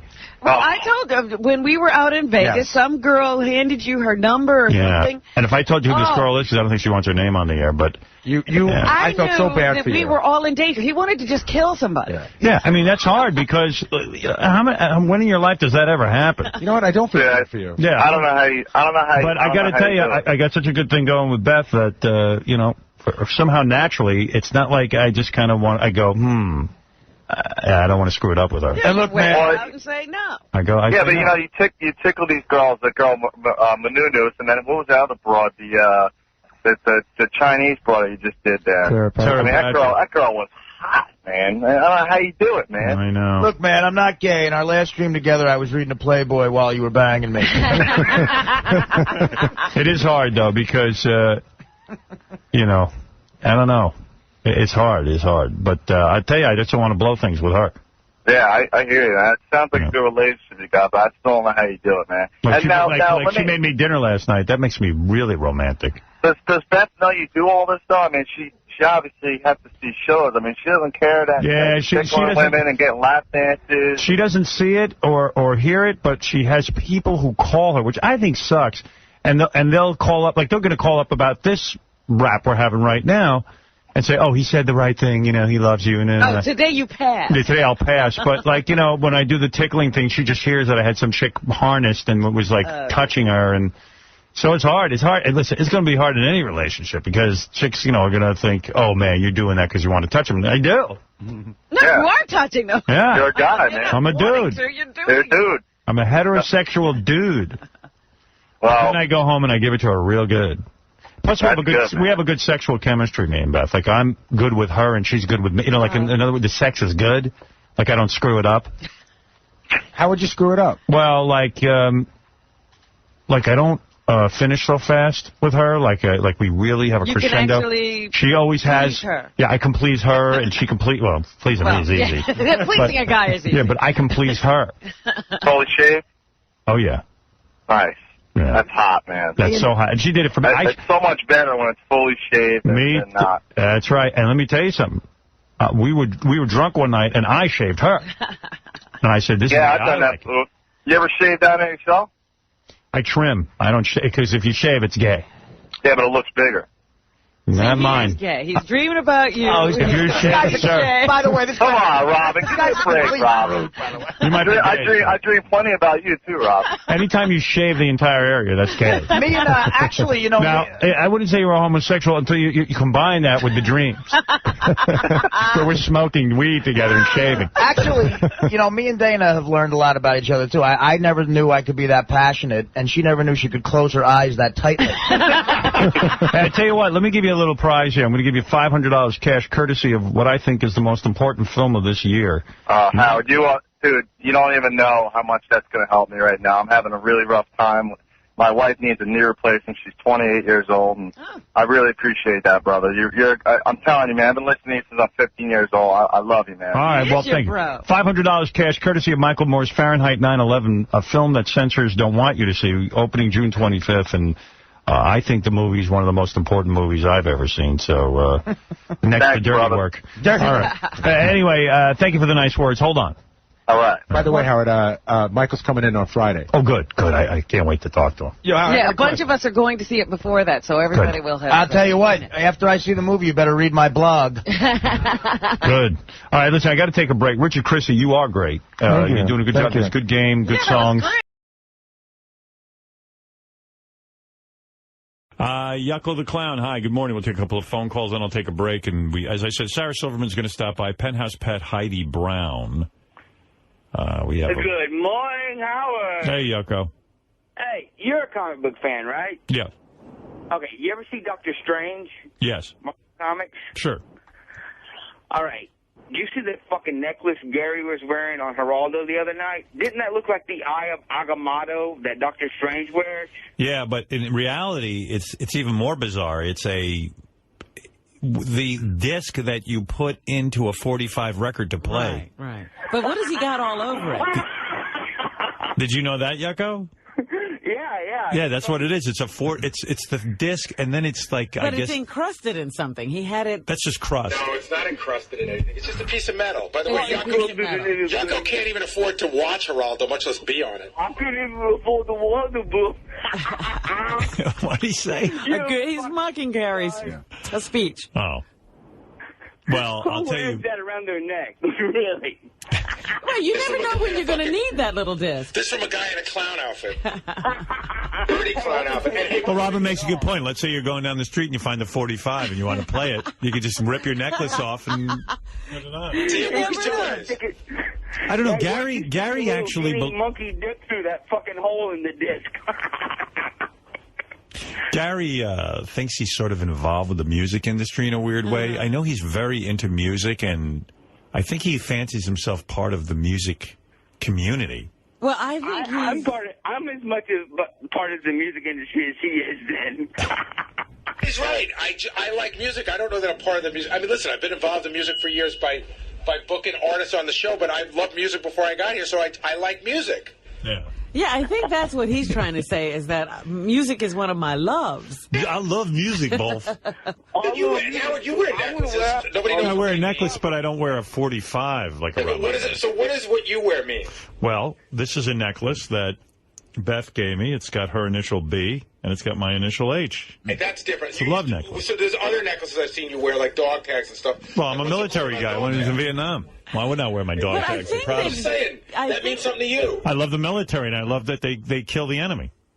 I think that Gary's little disc was on too short a chain, because it almost looked like he was being choked, like a dog collar. But Robin, by his 45 I wanted disc. Geraldo to see my disc. If it's low, no one will see it. That's true. That's true. I didn't think of that. And a 45 player is so beautiful. He should wear an Ace of Spades around his neck for solitaire. Look, Geraldo, I like playing solitaire all the time. Hey, Howard, let me ask you a question.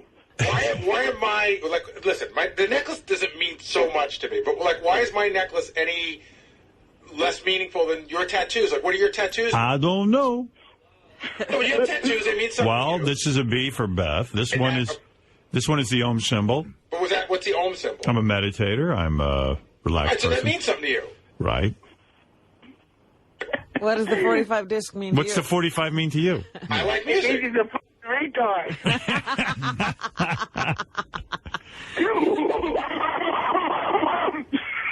Well, what if Gary runs into a 45 that he needs to play? Yeah, in an emergency. In an emergency. Oh, look at this. Yummy, yummy, yummy. I got love in my tummy. I'll put it on the 45 play. Do you know how many pieces of vinyl I have? He told me the other day he has like 1,300 pieces of vinyl. Yes. I'm like, what, did you count them? And why do you have vinyl? Well, because sometimes we take these records and like to play them. I go, well, There are some things that have not made it to disc. Yeah, like, what song is so important that hasn't made it to CD that he has to play on his record player? It's amazing to me. I am fascinated by that. It is. It's great. When Gary said to me, you know, some of these records haven't made it to CD. Believe it or not. And I'm like, well, you mean you have to hear them that badly that you're going to go through all of these machinations to get to this song? You know what the funny thing is? It's not a big machination. You pull it out, you put it on the turntable, and there it is. I mean, it's not like... Like, what's this? Can you name one of the songs that you can't get on CD? That I actually could name one, but then you'll just make fun of the Please song. do. There was a song that I liked from the 80s. It was by a band called David and David, and it's called Welcome to the Boomtown. It's just a song that, I mean... And you love it so much. I don't even know that I go out and buy it. I just happened to see it, and I was like, oh, yeah, I remember that song. It may be available on CD. I don't know that I can. I love David and David. David and David. Oh, that's a good one. Let me hear this. Fred, do you have this song, David? You know, we do. Let's hear What's the name of it? Welcome to the Boomtown. I gotta hear Sirius has it. Here it is. This is so good. I gotta put it on the record player. I would throw out all these records, but I need my David and David. So Fred has it. Gary could just put it on a CD. Right, absolutely. Easy, Gary. He's getting excited. I thought he was going to say like Camptown Races from the 1880s. I'm a big Stephen Foster fan. Stephen Foster wrote Camptown Radio. Camptown Radio, swing your soul. Swanee River. How about Swanee. I got Swanee River by the great Al Jolson. Swanee. That was Mammy, which was recorded in 1922 on Decca Records and Tapes. No problem. Never been put on disc. Mary, I have my 45 insert. No problem. We can listen to some Al Jolson. Mammy, I walk a million miles for one of your The sun smiles. shines east, the sun shines west. I know which one is the best. Don't move, Lucas. The record will skip. He should just stick his tooth down on the record and play it.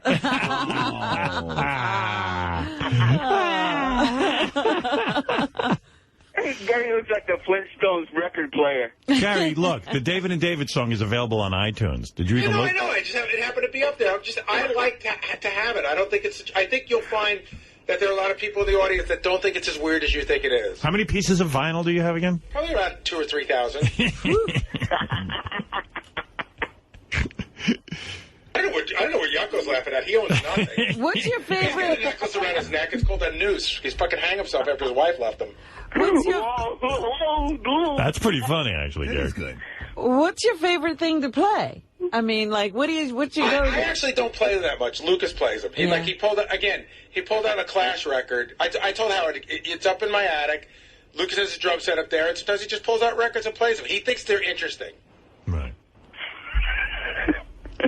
I don't know what. Yucca's another one who's got nothing going on in his life. Yeah. Oh, what do you do for a living? Hey, Yucca, why don't you tell us where your next gig is? Here's a chance to plug. Where's the phenomenal room you're playing? Oh, what do you do for a living? No, not what do you do for a living. What are you producing these days, Yucca? Tell us. That's your only argument. That's a pretty good one. It's a pretty good one because I don't like to take shit from people who don't do anything.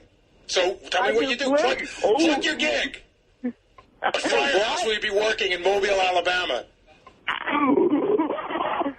Somebody woke up on the wrong side of the fucking cage. Again, Howard, nobody goes to see him anymore. He can't even get on. You're off of Killers of Comedy. If you get thrown off that tour, it's like getting thrown out of the shittiest band in the world. Isn't Beetlejuice on that tour? Oh, dear. Wow. I know you make noises, but you're a comedian, so respond. Again, with those fucking unbelievable comebacks you're known for. Well, you said you could play your records with your tooth. That was 20 jokes ago. That's gold. And like I have to make you wouldn't know gold if it fell on your head, asshole. Well, you didn't like Gary's necklace, Yucko? Fuck Fuck no.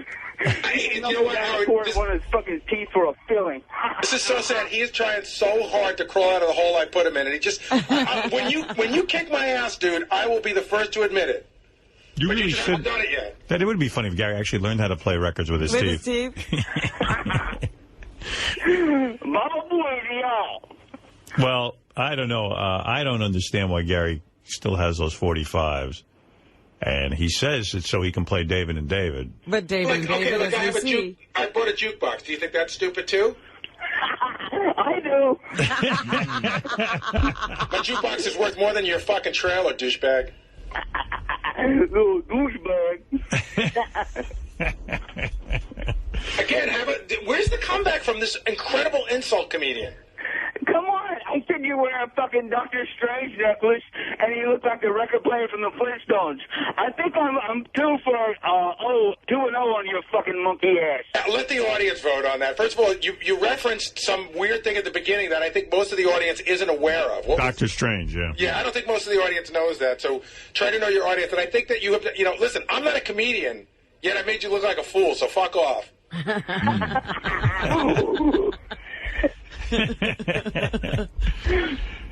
So do you have to put a quarter? It's getting uglier than Gary's fucking face, so I'm going to play. Stop calling me and trying to make up, douchebag. I'm not returning your call. Don't text me anymore, and don't call me to try to make up. Listen, I text you before you went on Geraldo because I wanted you to plug my iPhone app. Yeah, but that's his way, Howard. This is what he goes. I'm going to Geraldo. He goes, hey, plug my iPhone app on Geraldo tonight. Ha, ha, ha. Like, that's supposed to soften it up. And then he called me on Monday. I'm not calling you back. Will can handle you perfectly fine for the appearance that you may or may not have again. Why don't you handle my cock, you fucking asshole? I would. Your wife isn't. That's some good comebacks on both guys. Really, very good repartee. Even in the ballpark with him shows how low he is on the comedy scale. I'm not a funny guy. Right. I mean, even when you came back with, hey, I might as well handle your cock, your wife on. That's pretty good. It's pretty quick. Eye for an eye and tooth for a tooth, boy. All right. Thanks, Yucko. All right, later, Howard. Right on a high note, buddy. Going out on some big material there. And that joke just slayed the whole room. See ya. Who won that round, Rob? Yucko, you know what? It was pretty even. Yeah, Yucko came back a little bit. But I think that Gary got in his cuts. Yep. And maybe that last joke he should have left before he said that one. Right. It took him down. Took him down a few notches. Well, Yucko... That is a funny necklace Gary has. Notice he's not wearing it anymore. Well, I think that's a dress necklace. Yeah, that's when he gets dressed up. Like, he doesn't wear that with a T-shirt. Right. Do you only wear that with your dress outfits? So far. I've only worn it a handful of times. I'm still trying it out. Yeah, it's the thing you put inside the 45 in order so it can go around. The adapter, that's what it's called. The spindle. I like to call it spindle. I'm wearing a spindle tonight with my suit. I got on my spindle necklace. Tomorrow night, I'm wearing a tire jack. Why are you wearing a tire jack? I like it. You tattoos mean nothing. I can wear a tire jack. This is a lug nut. A lug nut. Tomorrow night. Home is so cool. Tomorrow night. I didn't say it was cool. Cool. I didn't say mine was cool. No, yours is definitely not cool. I don't know. My own symbol looks a lot cooler than your 45 spindle. Yeah, it's closer to cool, even if it's not cool. I don't think anybody's hitting any home runs here. Why cut out the middleman? Wear a saxophone around your neck. Why not wear the 45? The actual 45. You love music. Actually, the spindle isn't that much smaller than an actual 45. It's a big necklace he's got. It's very. You're being retarded. It's very Al Sharpton-ish. The big gold medallion with the Martin Luther King thing on it. You know Martin Luther King would have hated Al Sharpton. And never gave anybody a Martin Luther King medal. It's so funny that Al Sharpton walks around with a big, giant Martin Luther King medal. And, like, Martin Luther King would have been like, you motherfucker, you get money. And Get away from me. I mean, Martin Luther King was such the man Al Sharpton isn't. You know. But it was kind of startling for me, too, to see Gary wearing a 45 spindle. Yeah. It was kind of like the clock that Flavor Flav wears. It was so big, Yeah. Howard. That's what and it was very close to his neck. Yeah. He looked like he was being choked by his spindle. It's almost the size of a clock. Robin's got a Japanese symbol on her tit the size of her head, and my spindle's stop big. it. My symbol is not that large. It's larger than my spindle. No, it's not. Yes, it is. It is not. Bring your spindle in here. He should wear like a giant toothbrush around his neck. Rather be like, what's that around your neck, Gary? Oh, just because I feel like brushing my giant teeth. Yeah, he has a utility necklace. Well, at least it's good whatever for something. he needs. Right. Or a big tube of toothpaste on a rope. And his water pick, all those things he keeps. Like Flavor Flav. But if Flavor Flav's into time, Gary's into water picks. Hey, while we're on the Flavor Flav show, I think I have something for you, Howard. Don't deflect. I'm in the middle of a roll. I'm not. It just actually happens it's good timing. All right. Go to Gary page 1. He always does. It's just, I realize don't you think it's funny? I was drawing a picture of you with a big giant rope and like a big dental floss ski cap and a toothbrush around your neck. You don't think that was funny? All right, what do you got? If you go to Gary page 2, Flavor Flav, and you know this whole auto-tune thing you were talking about this morning? Yes. He put out like a ballad, like a singing ballad. Right. And do you think it's using auto-tune? I don't think it. I know it. Where is it? Gary page 1 in red. Oh, you said 2. I know.